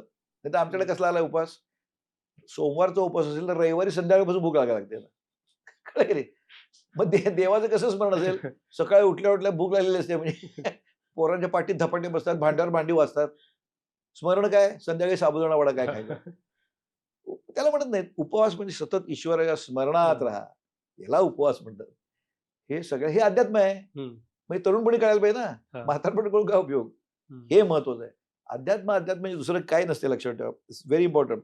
हां, आता झोप महत्वाची मी सांगितलं आणि नीतू माणकेंचं जो उदाहरण सांगितलं, ते तर खूप चांगलं काम करत होते. हां. मग असं काय झालं? याचं असं आहे, निसर्ग नियमाला अपवाद नाही. साधू असो किंवा दरोडेखोर असो. निखारा असतो निखारा. तो साधूच्या हातावर ठेवला तरी जळतोच. दरोडे हातावर जळतोच. त्याला अपवाद नाहीत ना निसर्ग. म्हणून झोप महत्वाची. किती चांगलं काम करत असता, पण निसर्ग नियम ओलांडायचे नाहीत तुम्ही. म्हणून नीतू माणकेला जो प्रॉब्लेम आला, कारण तो झोपतच नव्हता ना. शेवटी निसर्ग नियम त्यांची ऍक्शन करणारच. आणि लक्षात ठेवा, आपण चिंतन करतो ना चिंतन, ते चांगलंच असलं पाहिजे. आता बघा रामदास स्वामींनी चत्वार वाचा सांगितल्या. कुठल्या कुठल्या? वैखरी, मध्यमा, पश्चंती आणि परा. वैखरी म्हणजे काय? आता आम्ही सांगतो, आम्ही जीवन विद्यार्थ्यांना आम्ही मोठ्या मोठ्याने प्रार्थना म्हणतो. वाईट आहे काय प्रार्थना ही? त्यामुळे दोन गोष्टी होतात. मी लोकांनाही फिडिंग करतो आणि मलाही फिडिंग करतो. दॅट इज युजफुल ना. मोठ्याने जरूर म्हणा, मोठ्याने प्रार्थना. दुसरं काय? मध्यमा म्हणजे काय? जीभ न हलवता आतल्यात म्हणायचं. पश्चंती म्हणजे मनातल्या मनात म्हणायचं. आणि परा म्हणजे आपण म्हणायला गरजच पडत नाही. मी दिवसभरात 1000 प्रार्थना म्हणल्या ना, तर इतक्या आत जातात, अंतर्मनात शिरतात. मग तुम्ही म्हणायची गरज नाही. याची इतकी सवय लागते, की परावाणी उघडते म्हणतात. म्हणजे काय? कबीराचा दोहा माहिती आहे तुम्हाला? राम हमारा जप करे हम बैठे आराम. म्हणजे गरजच नाही. सतत माझं आम्ही काही काम थांबलं, की आपोआप विचार येतात. असं केव्हा येतं? तुम्ही सतत करत अंतर्मनात एकदा रुजलं, की ते आपोआप येतं. ही सवय लावायला लागते. म्हणून आमच्याकडे जीवनविद्येमध्ये काउंटर देतात प्रार्थनेचा. दिवसाला 1000 प्रार्थना केल्या पाहिजेत. पहिल्यांदा मेकॅनिकल, पण प्रार्थना कशी झाली पाहिजे? आर्ततेनं झाली पाहिजे. आतून झाली पाहिजे. बेंबीच्या देठापासून झाली पाहिजे. पहिल्या तशी येत नाही, पण हळूहळू यायला लागते ना. ऑटोमॅटिकली तुम्हाला लोकांचं भलं व्हावं असं वाटायला लागतं ना. ही प्रार्थना काय? लोकांचं भलं व्हावं. आपोआप यायला लागतं. लक्षात ठेवा. आता मला सांगा, आरती करतात म्हणजे काय? आर्ततेनं जे करतात ती आरती. तुमच्या मनापासून तुम्ही जेव्हा एखादी गोष्ट करता ना, ती अंतर्मनात रुजते आणि ती नक्कीच पोहोचते. हे महत्वाचं. विचाराचं सामर्थ्य मी सांगितलं हे महत्वाचं आहे. त्यामुळं अगदी त्याचा चांगला फायदा होतो आणि विचार चांगले येतात. तुम्हाला कल्पना दिली मी त्याची. म्हणून हे महत्वाचं. आता उपास कसा करायचा? मी तुम्हाला काय सांगितलं, तरुणांना कसं अॅनाबॉलिझम चालू असते. त्यांनी खाल्लंच पाहिजे. पण त्यांना मी सांगेन, ओके, तुम्ही काय करा, 12 तास उपास आणि 12 तास खायचं खूप चांगला इफेक्ट नाही. पण ठीक आहे, या वयात तुम्हाला एनर्जी पाहिजे म्हणून. पण तुम्ही 16 तास उपास आणि 8 तास हे करू शकता. तसं रोज नाही, आठवड्यातून 2दा. जसं वय वाढेल तसं 18 तास उपास करा, 6 तास खा. कळलं की नाही? पण शुगर नाही खायची. आता काय खायचं नाही ती सांगतो तुम्हाला. कळलं की नाही? शुगर, कारण काय? मॅक्रोफेजेस शुगर नाही खायची तेवढं. Sugar is dangerous. म्हणजे कमीत कमी खायची. अजिबात खायची नाही असं म्हणणार नाही. पण कमीत कमी डायरेक्ट शुगर तर खायची नाही. इनडायरेक्ट मिळतेच की तुम्हाला. तुम्ही फळातनं याच्यानं येतच की ते खा. आणि दुसरी गोष्ट काय केलं मी म्हणलं ना, की तळलेलं काही खायचं नाही. मी कल्पना दिली का आता? हां. तळलेलं खाल्लं की तुमचं ऑइलमध्ये कन्व्हर्ट होतं, ट्रान्स फॅटी ॲसिड. कधीही खायचं नाही. या गोष्टी बेकरी प्रॉडक्ट खायचं नाही अजिबात. आणि चायनीज खायचं नाही का ते तुम्हाला सांगितलंय. चायनीजमध्ये खूपच खाऊच नाही. आपलं जे भारतीय अन्न जिथं जे आपलं पिकतं ते खावं माणसाने. ते आता हल्ली काय झालंय, ते पिझ्झा मागवतात, हे मागवतात. Spoiling there health. काय करायचं पडतं? इतकं पसरलंय ते. That should be avoided. घरचं अन्न सगळ्यात बेस्ट. पालेभाज्या चांगल्या आणून स्वच्छ धुवून घरात कराव्यात. कारण शेवटी आता काय सगळं तुम्ही पाण्यात बुडवून ठेवा. त्यातल्यात पेस्टिसाइड कमी होतील. सगळ्यांना काय शक्य आहे काय सगळं? मुंबईतल्या लोकांना काय करायचं? पाण्यात बुडवून ठेवा बराच वेळ. पेस्टिसाइड तोडून निघून जाईल. That much you can do. कळलं की नाही? आता शेवटी याच्यावर आपण उपाय काढले पाहिजेत. आपण काय अगदी आयडियल सगळ्यांना शक्य नाही. कळलं की नाही?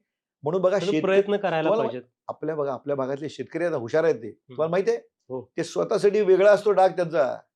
तिथं औषध मारीत नाहीत ते. कळलं की नाही? स्वतःसाठी वेगळा प्लॉट करतात. वेगळा प्लॉट करतात. ते खरं ऑर्गॅनिक खातात. आपल्याकडे सिक्कीमला सगळं ऑर्गॅनिक होतंय. तुम्हाला माहितीये का? हे मोदी आपले पंतप्रधान झाले ना, पहिल्यांदा कुठे गेले? सिक्कीमला गेले ते. तिथं तेव्हा ऑलरेडी 80% ऑर्गॅनिक होतं. पुढच्या 20% ते अनुदान दिलं. आता सिक्कीममध्ये सगळं ऑर्गॅनिक फूड होतं. म्हणजे आपल्याला मिळत नाही ना, ते एक्सपोर्ट करतात. पैसे मिळतात म्हणून. ऑर्गॅनिक फूड खूप महत्वाचं. कळलं की नाही? ते लक्षात ठेवा. ऑर्गॅनिक आता मी स्वतः त्याच्यावर खूप काम केलेलं आहे. मी स्वतः शेतात गेलेलो आहे. आमच्या जीवन विद्येतर्फे आम्हाला 8 लाख मिळाले. कोणाकडनं महिंद्र रिसॉर्ट्सकडनं, हं. CSR मधनं. मग काय झालं आता बस जर सांगतो, की काय झालं, मी डोळ्याचा डॉक्टर. हं. तर माझ्याकडे एक पेशंट आला, डोळ्याला लागलं आणि इन्फेक्शन झालं आणि डोळा खराब झाला. मला काढून टाकाला, ई-विसरेट म्हणून काढून टाकला. मला फार वाईट वाटलं. मग त्याला सांगितलं, "असं कर, शेती करताना तू गॉगल घालत जा. हां. म्हणजे एक डोळा तरी वाचेल." हो. त्या शहाण्यानं काय करावं? मला वाईट कुठे वाटलं माहिती आहे? हं. 2 वर्षात दुसऱ्याला लागलं म्हणून आला तो. मग ते हां. डोकंच भणकलं. हं. "काय साहेब, तुम्ही कधी शेती केलाय काय?" तुम्हाला काय माहिती? मला म्हटलं, "तुम्हाला काय माहिती?" हं. "ते गॉगल घालून फुटतंय" म्हटला. "अरे फुटू दे की" म्हटलं. "वर्षातनं 3 गॉगल फुटतील. आता जर डोळा फुटल्यावर काय करणार? म्हणजे त्याची पैसे मी घेणार?" किंमत हां. मूर्ख हो, शहाणपणाने. मग ते तो लकीली तो बरा झाला. पण माझं पण डोकं सणकलं. मग मी काय केलं, आमच्याकडे चष्म्याचं दुकान आहे. हं. गॉगल घेऊन गेलो. डायरेक्ट शेतात एंट्री. मालकाला विचारलं नाही. हं. तर मला अनेक गोष्टी कळल्या. मी शेती कधी केलेली नाही. नुसता डोळा नव्हे, तर मला तिथं कळल्या, की बायका हं. म्हणजे गॉगल लावायला लागलो. माझ्याकडे व्हिडिओ आहे बरं का त्याचा. हं. 20 मिनिटाचा व्हिडिओ. मी मुद्दाम व्हिडिओ काढला. तर लाजायला लागल्या गॉगल वगैरे. हां. अरे म्हटलं, "काय लाजताय तुम्ही? तुम्ही म्हटलं पुरुषांची शर्ट घालून काम करताय. तुम्हाला माहिती आहे? हो. शेतामध्ये पुरुषांची शर्ट का? स्किनला काय होणार?" अरे महत्व डोळा का स्किन? कळतच हं. नाही लोकांना. शहाणपणच कमी आहे. मग मी त्यांना गॉगल दिले. मग नुसतं हं. गॉगल देऊन उपयोग नाही लक्षात. मग ते मला कळलं. अहो हं. साप किरडू चावतात आम्हाला. हं. नंतर लाल मुंग्या चावतात. हे हं. मला कसं कळणार? मी कधी शेती केली नाही. हं. मग मी काय केलं? सेट तयार केला. हं. काय काय माहिती आहे? Gumboot, gloves, raincoat, mask, cap असं आम्ही 8 लाखाचे आणले आणि मी बरं. अख्ख्या महाराष्ट्रभर फिरलोय. आमचे कार्यकर्ते घेऊन. वाटले मी सगळीकडं. हं. कळलं की नाही? अनुभव चांगले होते, वाईटही होते. आता इथलं गावाचं नाव सांगत नाही तुम्हाला. त्या नावाने 2 दिला. तिथं आम्ही 75,000चे वाटले. का? जवळ आहे सांगली म्हणून. हं. तिथला माणूस आमच्याकडे येत होता दूध घालायला. म्हटलं, "साहेब तुम्ही" म्हटलं, "काय मस्त चाललंय ना?" "कुठलं?" म्हटलं, "साहेब निम्म्या लोकांनी इकले" म्हटला अरे आणि दारू प्यायले. ही आमच्या देशाची कथा आहे. म्हणजे काय करा पण मी उलटं म्हणलं, निम्म्या लोकांनी वापरले, त्याला हां. पॉझिटिव्ह आस्पेक्ट हा बघितला. हं. Really problem. अहो ते पेस्टिसाइड असं मारतात, की सेंट मारल्यासारखं. अंगावर सगळं पडत असते. ताटल्या स्लीपर, फाटका गंजीफळाक, तोंडात जाते. मरतात सगळे. आणि तुम्हाला सांगतो राउंडअपनी माणसं मरतात हे सिद्ध झालेलं आहे बरं का. राउंडअप तुम्ही ऐकलं ना? हो. खेडेगावात विचारा कोणाला राउंडअप. विडीसाईड म्हणून मारतात, तणनाशक. मॉन्सेंटो नावाची कंपनी करते ते आणि सर्रास वापरतात. त्याला बंदी आहे बरं का खरं. पण आपल्याला काय देशात बंदी खूप असलं इग्नोरन्स आहे म्हणजे अहो, की राउंडअप मारतात आणि कॅन्सर होतोय हे सिद्ध झालंय एका सिद्ध. निग्रो माणसाला. हां. तो जिंकला कित्येक डॉलर त्याला मिळाले. कोर्टात जिंकला बरं का तो. पण मेला ना तो त्याला स्किन कॅन्सर होऊन. काय उपयोग जिंकून? हे कसं कळणार लोकांना? जेव्हा आम्हाला फार वाईट वाटतं. मी इतक्या ठिकाणी गेलो. हं. मी व्हिडिओ फिल्म दाखवला. मी काय करायचो प्रॅक्टिस शनिवारी मी ऑपरेशन करायचो. हं. दुपारी निघायचो गाडी घेऊन, आमचे हं. कार्यकर्ते घेऊन. हं. शनिवार, दुपार असं मी जवळ-जवळ किती 7-8 वर्षापूर्वी केलंय. हं. सगळीकडे गेलो. हं. आता एक दुसरी गंमत म्हणून गोष्ट सांगतो. नांदेडला गेलो मी. तुम्हाला माहिती आहे शिरोळ तालुक्यात. हं. तिथं उत्तम भाज्या तयार करतात आणि ते सगळ्या पुणे आणि मुंबईला जातात. हं. तर मी तिथं लेक्चर दिलं व्हिडिओ दाखवून. मी म्हटलं, "एक लक्षात ठेवा निसर्ग नियम आहे. क्रिया तशी प्रतिक्रिया. तुम्ही एवढं औषध मारताय" म्हटलं. मी 7-8 वर्षापूर्वी सांगितलंय. हं. लक्षात ठेवा क्रिया तशी प्रतिक्रिया. तुम्ही मारताय, तिकडे जातायत, पुण्या मुंबईतली माणसं कॅन्सरने मरतायत म्हटलं. पण एक लक्षात ठेवा, तुम्ही पाठवताय ना ते उलटं परत येतं इकडं.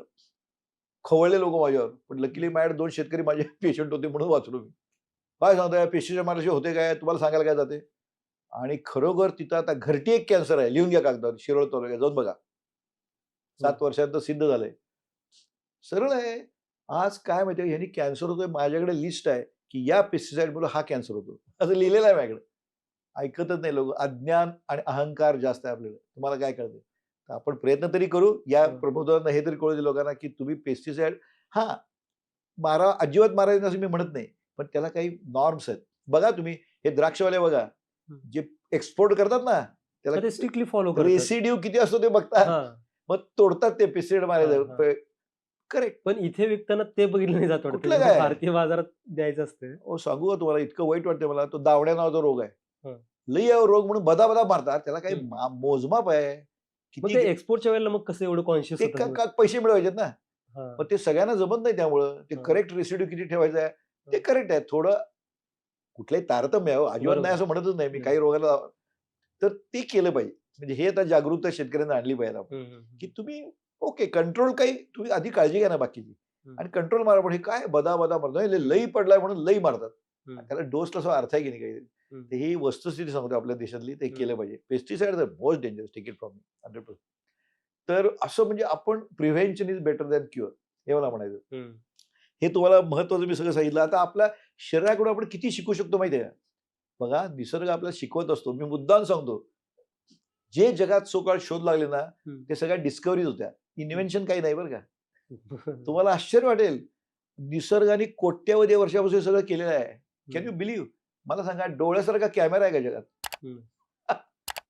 576 मेगा पिक्सेल आहे त्याची. पण एक आहे, आता रिसेंटली मला लक्षात कळलं, की म्हणजे सॅटेलाइटसाठी कॅमेरा काढला त्याला 3200 मेगा पिक्सेल आहे. अर्थात ते काय आपल्याकडे अवेलेबल नाही, पण बाकी सगळ्यांचे कॅमेरे किती 100-150 असतात नाही का मेगा पिक्सेल. डोळा 576 आणि कलर विजन आहे, सगळंच आहे. अहो, तुम्ही दिव्यत्व आहे हो, ते सांभाळ केला पाहिजे की नाही. आम्हाला फुकट. आता मी गंमतशीर काय सांगतो, लोक आता मोतीबिंदू येतात, मी त्याला म्हणतो डोळ्याची काळजी का घ्यायला पाहिजे. मोतीबिंदू झाला तुम्हाला दिसत नाही, मग आम्ही ऑपरेशन करतो. मग तुम्हाला दिसायला अगदी नमस्कार करता, कृतज्ञता. बरोबर आहे, आम्ही सांगतो ही कृतज्ञता माझी नाही, या मोठ्या सायंटिस्टने जे केलंय त्यामुळे. पण मला सांगा, म्हणलं 20 वर्षापूर्वी मोतीबिंदू नव्हता, छान दिसत होतं. कधी निसर्गाचे आभार मानलेत का? नाही ना. काळजी कुठे घेतली तुम्ही? तेव्हा फुकट मिळायची किंमत नसते. मला जेव्हा 40,000 रुपये फी दिली, तेव्हा कृतज्ञता ओठंबून आली. काय उपयोग आहे? त्यापेक्षा प्रिव्हेन्शन, कळलं की नाही? प्रत्येक अवयव खूप महत्वाचा आहे. म्हणजे निसर्ग इतकं शिकू शकतो, टीम वर्क शिकू शकतो. बघा, निसर्गात कसं आहे, आपले एवढे अवयव आहेत. समजा तुम्ही चालताना ठेच लागली, तर दुखलं काय करतो आपण? लगेच आपला हात जातो तिथं, कुरवाळतो अंगठा, आहे की नाही? आणि डोळ्यातनं पाणी येतं. हात असा काय म्हणतो काय, ते माझं डिपार्टमेंट नाही म्हणून. कळलं की नाही? टीम वर्क हे शिकवतो निसर्गानं. ऍडजस्टमेंट निसर्ग किती शिकवतो माहिती आहे? ऍडजस्टमेंट. गंमत सांगतो तुम्हाला. आपलं हेमोग्लोबिन किती असतं? 13-14 असतं बरोबर पुरुषांचं, बायकांचं थोडं कमी वगैरे.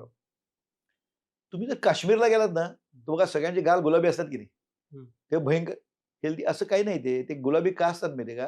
तिथं ऑक्सिजन खूप कमी आहे, पण त्यांचं हेमोग्लोबिन 18 असतं, म्हणून गाल गुलाबी असतात. तुम्ही तिथं जा, 15 तुमचे गाल गुलाबी होतात. अडॉप्ट होतं, तुमचंही हेमोग्लोबिन 18 होतं, लक्षात घ्या. येस, एवढे म्हणजे अडॅप्टेशन, ऍडजस्टमेंट शिकलं पाहिजे तुम्ही आयुष्यात.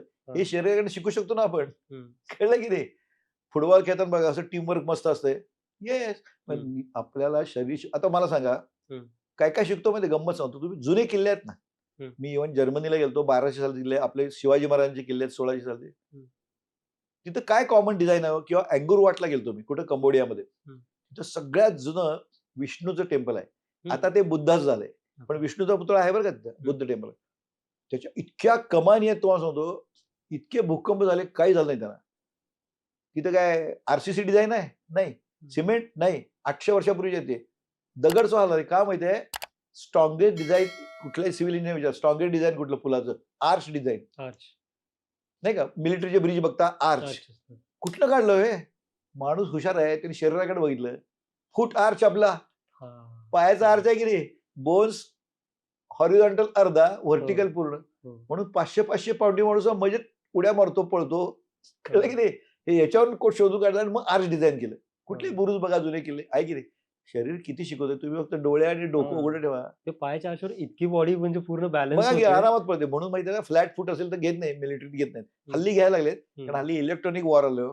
पण तुम्ही पडणार कशी मग जोरात? कसं ओळखायचं? तुम्ही ओला पाय ठेवा, असं यायला पाहिजे. ते सगळं टेकलं तर फ्लॅट फूट. घेतच नाहीत मिलिटरीमध्ये. म्हणजे आर्च डिझाईन कसं काढलं? निसर्ग शिकवतोय तुम्हाला. शरीर तुम्हाला किती शिकवतोय. श्रवण यंत्र असं जगात आहे का? स्किन, हे थर्मोस्टॅट लावता तुम्ही एसीला. अहो, स्किन सगळं जबरदस्त आहे. मग थंडी आली की आकसते, बरोबर की नाही? आणि उन्हाळा आला की रंध्र मोकळून घाम येतोय. घाम काय येतोय? घाम आला की सडन एक्सपान्शन कॉजेस कुलिंग, त्याचं इव्हॅपोरेशन झालं की गार होतंय. निसर्ग कसलं थर्मोस्टॅटिक मेकॅनिझम आहे. सांगावं लागतं काय त्याला? सगळं आहे. किडनी कसलं सॉलिड फिल्ट्रेशन आहे. त्याला काउंटर करंट मल्टीप्लायर सिस्टीम आहे. म्हणजे काय माहितीये का? जे अनावश्यक आहे ते टाकत असतं, त्यात काही काही वेळा काय होतं, ते पुढे जातात, काहीतरी आवश्यक वाटतं, किडनी परत खेचून घेते ते. तुम्ही मेडिकलमध्ये गेल्यावर आमचा विश्वासच बसायला लागतो. हे आपल्या हातात काही नाही आहे. निसर्ग एवढा जबरदस्त आहे. असं आपलं फिल्ट्रेशन प्लांट आहे का जगात एकतरी? किडनी, लिव्हर, काय लॅबोरेटरी आहे.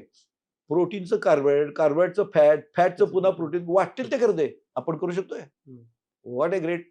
आणि काय माहिती, निसर्गाला माहिती आहे हे माणूस काही शहाणं नाही, म्हणून 2 किडन्या दिल्या. आहे की नाही? आता दारू पितात.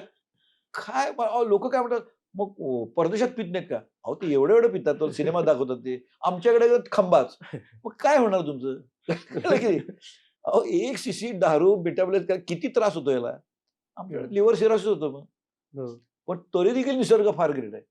मग त्याला आजकाल एक ट्रेंड लिव्हर आला ना, ते ट्रान्सप्लांट खूप वेळा ते रिसर्चचं हे दाखवतात की काय? ह्या रिसर्च मध्ये सांगितले की बाबा 60 ml तुम्ही दररोज घेतला तरी चालतं. हे त्याचं बघा, हार्ट या टॉनिक सगळ्या पळ वाटत एक्सक्यूज म्हणू शकतो पळ वाटत. तसं. पण I can say okay 30 ml हा. ओके 30 ml घेतलं तर दॅट इज ॲपेटायझर.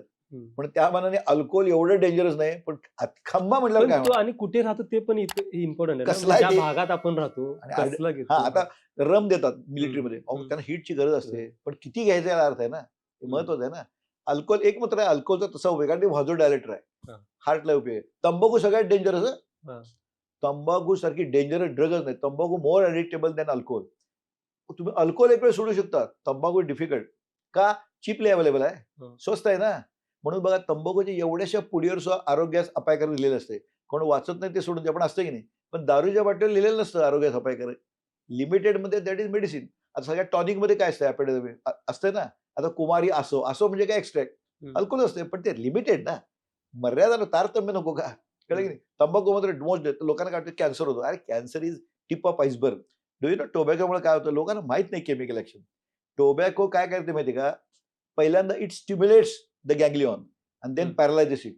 मग पहिल्यांदा इलेशन येते आणि चक्कर येते. अरे काय परव्हर्टेड आनंद आहे तो. अहो चक्कर येते तंबाखू खाल्ल्यावर पहिल्यांदा आणि ते आनंद एन्जॉय करतात. विकृत आहे आनंद हा. फर्स्ट स्टिम्युलेट त्यांनी पॅरालाइज झालं की पुन्हा डिप्रेशन येते की परत खातात. दिवसात 8-8 वेळा खाणारी माणसं बघितली तुम्ही. मग काय होणार? तंबाखूमुळे काय होते लोकांना माहित नाही. मी सांगतो तुम्हाला का डेंजरस आहे. ब्लड वेसल्स आहेत ना, ब्लड वेसल्स त्यात ॲथेरोस्क्लेरोसिस होते. ब्लड कोटिंग चढतंय आणि त्या डायमीटर कमी होतं आणि काय होतं ब्रिटल होतं ते. म्हणजे काय? समजा नवीन पाईप घेतला, शेतात पाणी देत आहे. तर बघा तो कसाही वाकू शकतो तुम्हाला. फ्लेक्झिबिलिटी असते आणि 1 इंच बोर असेल तर 1 इंच राहतं. त्यातनं सॉल्टी वॉटर गेलं तर अर्धा इंच बोर होते. Same thing happen with. मग ते अँजिओप्लास्टी करतात. टोबॅको इज द कॉज बरं का मेन. कारण त्याला ॲथेरोस्क्लेरोसिस होतं आणि दुसरं ब्रिटल होतं. म्हणजे काय? फ्लेक्झिबिलिटी जाते ब्लड वेसलची. मग जरा बीपी वाढलं की खटकन तुटतं. मग स्ट्रोक होतो, ब्रेन हेमरेज होतं, इन्फार्क्शन होतं. कळलं? Tobacco is main cause. आपल्या देशात एवढा टोबॅको भयानक आहे. लहान पोरं खातात. ते काय त्यांचे आई-बाप खातात ना. बायका काय खातात माहिती आहे? ते लावतात बघा काहीतरी मिश्री. त्यात काय असते? तंबाखू हे ओढतात. टोबॅको. काय करायचं? काय म्हणतात? हो का? तरी तो 100 वर्ष जगला. अरे ते एक्सेप्शन आहे राजा. रूल नाही. जगलेली 4 माणसं पण मेलेली तुम्हाला कोणी माहिती आहे. मुख्य म्हणजे मॉर्बिडिटी किती? मला सांगा. मग अँजिओप्लास्टी किती होतात हल्ली? काय टोबॅको खातात आपण. टोबॅको इज मोस्ट डेंजरस आणि मोस्ट ॲडिक्टेबल. हे लोकांना कळत नाही. स्वस्त आहे ना ते. म्हणून सारखं पुढे असं करत ते काय दाखवतात. बहुकदम. Very bad. आता काय करायचं? आम्ही मेडिकली सांगतो की टोबॅको आणि गंमत माहिती आहे तुम्हाला? टोबॅकोची गंमत माहिती आहे? प्राण्यांना कळतो. तुम्ही टोबॅकोचं शेत असतं ना, जाऊन बघा. कुंपण नसते त्याला. प्राणी खात नाहीत. लोक काय गमतीने म्हणतात ते गाढवांना कळत नाही म्हणून खात. बघा मला सांगा काय प्रॉब्लेम आहे? टोबॅको प्राणी खात नाहीत. पण माणसं खातात कारण माणसांना बुद्धी दिली आहे ना, ती चुकीची वापरतात. लक्षात ठेवा मोस्ट डेंजरस व्यसन. बाकी ड्रग बिग तर आता हल्ली भयंकर आहेत. सांगली जिल्ह्यात तर किती वाईट चाललंय हो. मला फार वाईट वाटतं. सांगली जिल्हा सेंटर झाला आता. आटपाडी वगैरे सापडले ते. नाही का? मेफेड्रिन वगैरे सापडायला. So horrible. ड्रग ॲडिक्शन तर सगळ्यात वाईट. म्हणजे कुठलंही व्यसन वाईटच. त्यामुळे अपायच करतो आपण. काय मला कळतं पैसे देऊन रोग विकत घेतात. नाही का? देवाने बघा काय कमाल केली आहे. तुम्हाला माहिती आहे माणूस काय शहाणा नाही असं होतं निसर्गाला कळलं. लिव्हरची एवढी गंमत आहे तुम्हाला सांगतो. त्यांना लिव्हर सिरोसिस होतो बघा जे दारू पितात ते. कळलं? मग लिव्हर ट्रान्सप्लांट तुम्ही ऐकलं की नाही? ज्या टिश्यू मॅच होतो त्यांना. काय गंमत आहे लिव्हरचा तुकडा काढला ना आणि तो बसवला की तो पुन्हा ग्रो होतो. काय निसर्गाची कमाल आहे. निसर्गाबद्दल आभार माना तुम्ही. कळलं? किडन्या तर 2 दिल्याच आहेत. 1 देता येते. माहिती दुसरी वाढते मग कॉम्पेन्सेटरी. कळलं की नाही? 1 किडनी दिली. तुम्हाला माहिती आहे लहान आहे डॉक्टरांच्या डोळ्याचे. त्यांच्या आईने त्यांना दिली. ती जगली की आता ते उत्तम आहेत. आईची 1 किडनी दिला तिची मोठी झाली ती परवा गेल्या त्या. पण अजून लहान आहेत की आमची. म्हणजे एका किडनीवर चाललंय त्यांचं. तेव्हा लक्षात ठेवा लिव्हरची गंमत काय परत वाढते लिव्हर बरं का? तुम्ही प्राण्यात बघितलं पाल असते बघा पाल. पाल तुम्हाला पकडायला गेला तर ती शेपूट सोडते ती. मग शेपूट वळवळत राहते आणि ती सुटते आणि परत शेपूट ग्रो होते. गेंडा असतो ना गेंडा त्याचं पुढे हे असतं बघा शिंग. ते तुटलं तर परत वाढतं. अहो निसर्गात एवढी जबरदस्त गोष्टी आहेत. माणसाने निसर्गाचा अभ्यास केला ना तर आपण खूप चांगलं करू शकतो. आपण खूप काय म्हणजे सर रॉकेट शिकायची करायची गरज नाही. फक्त Observe. निसर्गाला फॉलो केलं, ऑब्झर्व केलं. करेक्ट. तुम्ही निसर्ग नियमाशी सुसंगत वागा. End of it. हा. म्हणून मी म्हणा द्यायला शिका. अहो हम्म. निसर्ग देतय ना, हम्म. द्यायला शिकवते की निसर्ग अवघड ठेवत नाही. हो. निरपेक्ष देते. झाड नाही का, हा. फुलं देते, फळं देते, सावली देते, स्वतःला देते, ऑक्सिजन देते. हा. आम्ही द्यायलाच मागत नाही. हा. तुम्ही बरोबर. द्यायला शिका. म्हणून आमच्यात वाक्य आहे ना, द्यायमध्ये या आहेच ना. तुम्ही द्यायचं इच्छा करा, यायची व्यवस्था होते. हा. द्यामध्ये या नाही का. हे शिकलं तर मन स्वस्थ राहील. मन शांत राहिलं की आपोआप सगळं चांगलं होईल. म्हणून शरीर स्वास्थ्य, मन हे एकमेकांशी जुळलेलं आहे. योग म्हणजे काय, जोडणं. म्हणजे काय, हम्म. शरीर, मन हम्म. आणि दिव्यत्व दिव्य. याच्याशी जोड. सिंपल आहे. योग म्हणजे एक जोडणं. योग याचा अर्थ जोडणं. योग म्हणजे नुसतं हठयोग नाही, तो रामदेव बाबा करतो ते नाही. हा. तो तो एक ते प्रकार झाला तो त्यातला एक प्रकार आहे. शारीरिक. हा. शारीरिक व्यायाम तो गरजेचा आहे. हा. हा. पण हे महत्वाचं कळलं की नाही. म्हणजे आपली जी कॉस्मिक लाईफ फोर्स आहे, हा. चैतन्य शक्ती ते हा. आणि आपलं शरीर आणि मन हे एकत्र जोडलं. युज युज ह्या धातूपासून आलं योग म्हणजे. Yes. हे लोकांना कळत नाही. कळलं की नाही. बाकी मग मी म्हटलं एक्झरसाईज तर केलाच पाहिजे. हम्म. दॅट इज करेक्ट नाही का. मी एरोबिक्स सांगितलं तुम्हाला, हे सगळं केलं पाहिजे. आणि अगदी आणखीन सांगतो, हसलं पाहिजे दिवसांनी माणसाला. हम्म. कळलं का. आरोग्याच्या बाबतीत मी मगाशी बोललो का ते. Yes, सांगा. हा बोला, मग ठीक आहे. कळलं की नाही. त्यामुळं हे खूप महत्वाचं आहे. आरोग्यासाठी हसलंच पाहिजे. म्हणजे दिवसाने एकदा तरी हसलं पाहिजे. आणि निसर्ग काय टीमवर्क शिकवतो आपल्याला. बघा काय गंमत आहे. फुटबॉल तुम्ही मॅच बघितली, काही लोक मस्त खेळतात बघा. हे निसर्ग शिकवतो. कसं सांगू, समजा तुम्ही चाललाय, ठेच लागली, तर काय होतो, आपण लगेच आपला हात जातो की नाही, कुरवाळतो त्याला आणि डोळ्यातनं पाणी येतं. हात असं म्हणतो काय, आपला डिपार्टमेंट नाही तो. Team work, team should do नाही का. आता हे माणसं काय नाही ऐकत, काही खातात. मग काय करते, लिव्हर बिचारा सगळं करते. लिव्हर तर अमेझिंग आहे. प्रोटीनचं कार्बोहायड्रेट, कार्बोहायड्रेटचं फॅट, फॅटचं पुन्हा कार्बोहायड्रेट सगळं कन्व्हर्ट करतात. अशी लॅबोरेटरी जगात आहे का तुमच्या? जगात नाही. कळलं की नाही. त्यामुळे किडनी काय जबरदस्त फिल्ट्रेशन प्लांट आहे. आलं की नको त्या गोष्टी घेतं ते काढून, बरं का. आणि ते युरिन होतं. तुम्हाला आणखीन गंमत माहिती आहे, त्यात काउंटर करंट मल्टीप्लायर सिस्टीम म्हणून आहे. त्यात काय माहिती का, असं गेलं पण काही वेळा चुकून एखादा चांगली गोष्ट आढळली, ते परत खेचून घेतोय. What a great. तुम्हाला मी सांगतो, म्हणून डॉक्टरांचा विश्वास बसायला लागतो. बरोबर. Super natural पॉवरवर. डॉक्टर सगळे आध्यात्मिक का होतात. अरे आपल्या हातात काहीच नाही. हम्म. आम्हाला खरं सांगू का, डॉक्टरना 30% नॉलेज आहे फक्त. 70% आपल्याला अजून ज्ञानच नाहीये.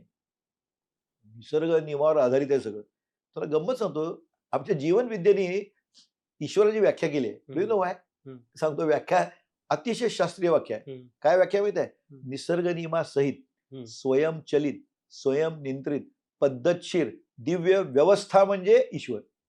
बघा, व्यवस्था रूपात ईश्वर. म्हणजे थोडक्यात साधं सांगू तुम्ही, पर्यावरण म्हणजे ईश्वर. का? पर्यावरण म्हणजेच नारायण म्हणतो आम्ही. म्हणजे काय माहिती का, मला सांगा, किती सर्कल मस्त आहे. बघा, पाणी असतं समुद्राचं, ते खारं असतं. त्याची वाफ होते. गोड्या पाण्याचं असतं ते. ते ढग होतात. ढग हळूहळू डोंगराकडे जातात. पाऊस पडतो. मग त्यातनं झरे तयार होतात. मग त्यातनं ओढा, नदी, पुन्हा समुद्र. सायकल. निसर्ग नियमासहित स्वयंचलित, स्वयंनियंत्रित व्यवस्था आहे की नाही. Yes. त्यात तुम्ही बाधा आणलात की संपलं. माणूस काय करतो, त्यात घोळ करतो ना. So simple. म्हणून ईश्वराची आम्ही व्याख्याच केली आहे. निसर्ग नियमासहित, स्वयंचलित, स्वयंनियंत्रित, पद्धतशीर, दिव्य व्यवस्था म्हणजे ईश्वर. ईश्वर म्हणजे दुसरं काही नाही, तो व्यवस्था आहे. कळलं की नाही. पर्यावरण म्हणजेच नारायण. पर्यावरण असं आहे की नाही सगळं. आणि आपण सुद्धा बघा, आपल्या शरीरात कसं आहे, हार्ट कसं आहे, कसं आहे हार्ट, स्वयंचलित, स्वयंनियंत्रित, पद्धतशीर, एन्झाईमच्या सगळ्या क्रिया स्वयंचलित. आता देव शरीरामध्ये जे पण घडते ते स्वयंचलितच आहे म्हणून करेक्ट. शकतो. आता कंट्रोल मला नाही. आता लोक म्हणतात, "हे, दगडात काय देव आहे काय?" आहे ना. हे परमेश्वराची व्याख्या समजा की दगडात सुद्धा देव आहे. कसं, आता आपलं हृदय तर कळलं, तर स्वयंचलित, स्वयंनियंत्रित, रेस्पिरेट सगळं आहे. पण दगडात आहे ना. दगड कसं बनला हो, ॲटम्सनी बनलाय ना. ॲटम कसा असतो बघा, इलेक्ट्रॉन, न्यूट्रॉन, पॉझिट्रॉन. इलेक्ट्रॉन गरगर फिरत असतात. कसे असतात ते, स्वयंचलित, सगळीकडे ईश्वर आहे. हाच ईश्वर. ईश्वर म्हणजे बाकी काही नाही. पर्यावरण म्हणजेच नारायण, असं आमचं म्हणणं आहे. कळलं की नाही. किती सुंदर आहे हे लक्षात. काही बाकी कुठे नसते, काही नसते. ही व्यवस्था आहे निसर्ग नियम. या व्यवस्थेला तुम्ही मळे गेलात, पाय घातलात की तुमचा पाय तुटलाच म्हणून समजा. बरोबर आहे की नाही. सर, तुम्ही इतके मोठे ऑप्थॅल्मॉलॉजिस्ट आहात. खूप वर्ष, 40-50 वर्ष गेली काम करतात.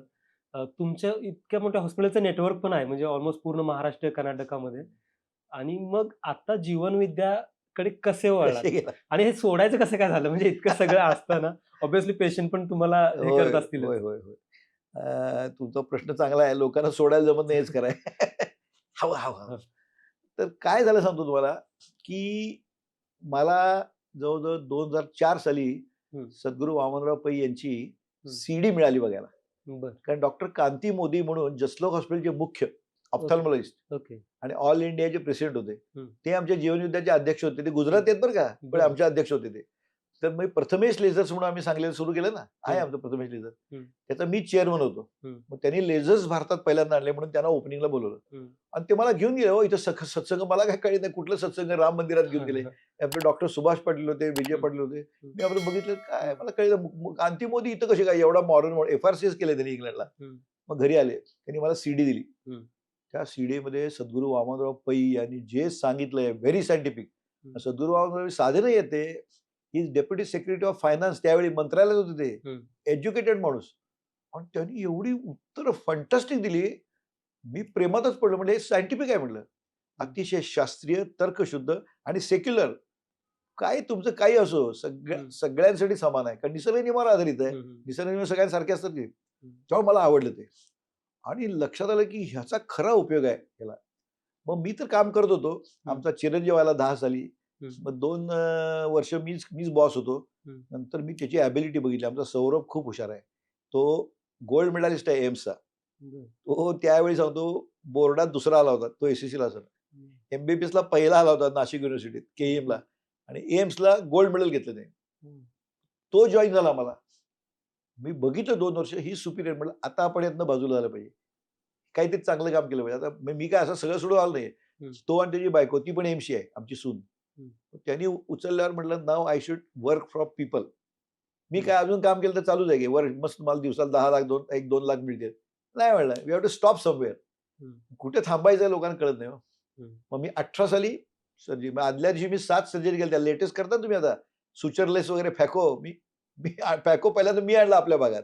If you are not knowing, Sangli, Kolhapur, Solapur, Vijapur, Belgaum, Satara, nobody was doing. पुण्यात फक्त एक डॉक्टर केळकर म्हणून त्यांनी आणलं होतं. त्यावेळी माझ्याकडे भरपूर केलं फॅको. आली ना तेव्हा सुरू केलं मी. किती साली? 18 साली सुरू केलं. आणि मग 18 साली नाही, सॉरी, आधी सुरू केलं खूप. तर 18 साली मग माझ्या लक्षात आलं की आता सौरभच्या हातात देऊन टाकावं सगळं. त्याच्याकडे दिलं आणि मी जीवन विद्येत मला ज्ञान झाल्यामुळे म्हटलं आता लोकांसाठी, समाजासाठी काय करायचं, कळलं की नाही. नाही तर बाकी केव्हा करतात अगदी नाही. म्हटलं आता आपण अजून हिंमत आहे ना, I can still do operation, I am very fit. आताच केलं पाहिजे म्हटलं. मग आय कॅन मूव्ह अराउंड. मी सगळ्या महाराष्ट्रभर जातो. इव्हन आम्ही अमेरिकेला कोर्स घेतलाय, कॅनडाला घेतलाय. तर मला आवडलंय की आपण काहीतरी लोकांसाठी केलं पाहिजे. म्हणजे चांगल्या फॉर्म मध्ये असताना रिटायर होणं ही पण एक मोठी ते जमत नाही. आता माझे क्लासमेट इथं आहेत की तू कसं काय केलं असं. म्हटलं तुम्हाला सोडायला पाहिजे ना. गिव्ह प्रोफेशनल आणि personally give back to the society. कळलं की नाही. आता अजूनही काय झालंय माहिती का, आठवड्यात 2 दिवस मला बघावे लागतात, कारण लोकांना अजून पांढरे केस, टक्कल ते आवडते ना, म्हातारा माणूस. म्हणून मी ऑपरेशन करत नाही, फक्त मग कन्सल्टेशन. खरं म्हणजे आमच्याकडे 5 डॉक्टर आहेत, सगळे रेडिओ माझ्या टॅब वरती येते. I just sit and just मी जरा ऑपरेशन करा. मी सांगितलं म्हटलं की म्हाताऱ्याने सांगितलं लगेच करतात ऑपरेशन. आता ते विश्वास आहे, श्रद्धेचा भाग आहे. आता इतके दिवस मी काम, आता 45 वर्ष झाली मला प्रॅक्टिस करून. मग ती काय मिळवलंय आपल्याला, गुडविल आहे चांगलं. मग आमची मुलं देखील खूप चांगली आहेत. मग काय सांगतो, आमचा मुलगा तर माझ्यापेक्षा फार चांगला आहे, इज मच बेटर. तर त्यामुळे मी ह्यात पडलो. मला वाटलं की आपल्या तरुण पिढीला पॉझिटिव्ह विचार द्यावेत. आणि इतकं सुंदर सायन्स आहे, most scientific. You can ask me why for everything. I will be able to answer. If I can't answer, it is not scientific. असं शास्त्र आहे. मला का विचारायला प्रत्येकाला मी सायंटिफिक कारण देतो. म्हणून मला विश्वास बसला. आता आमचे प्रल्हाद दादा आहेत. He is a BTech from IIT Powai. त्यांचे चिरंजीव, वामनराव पैंचे चिरंजीव. आणि त्यांनी जमनालाल बजाज म्हणून मॅनेजमेंट केले. ते आता 75 वर्षाचे आहेत. ते 40 वर्षापूर्वी तरुण असताना TQM नावाचा कन्सेप्ट आला, टोटल क्वालिटी मॅनेजमेंट. 10 तरुण भारतात निवडले, इज वन ऑफ देम. असं आमचं सायंटिफिक आहे सगळं. म्हणून मला आवडलं. You ask me anything, I will give scientific reason. मग आपल्याला आवडतं इनसायंटिफिक, म्हणून आम्ही आज शिरलो.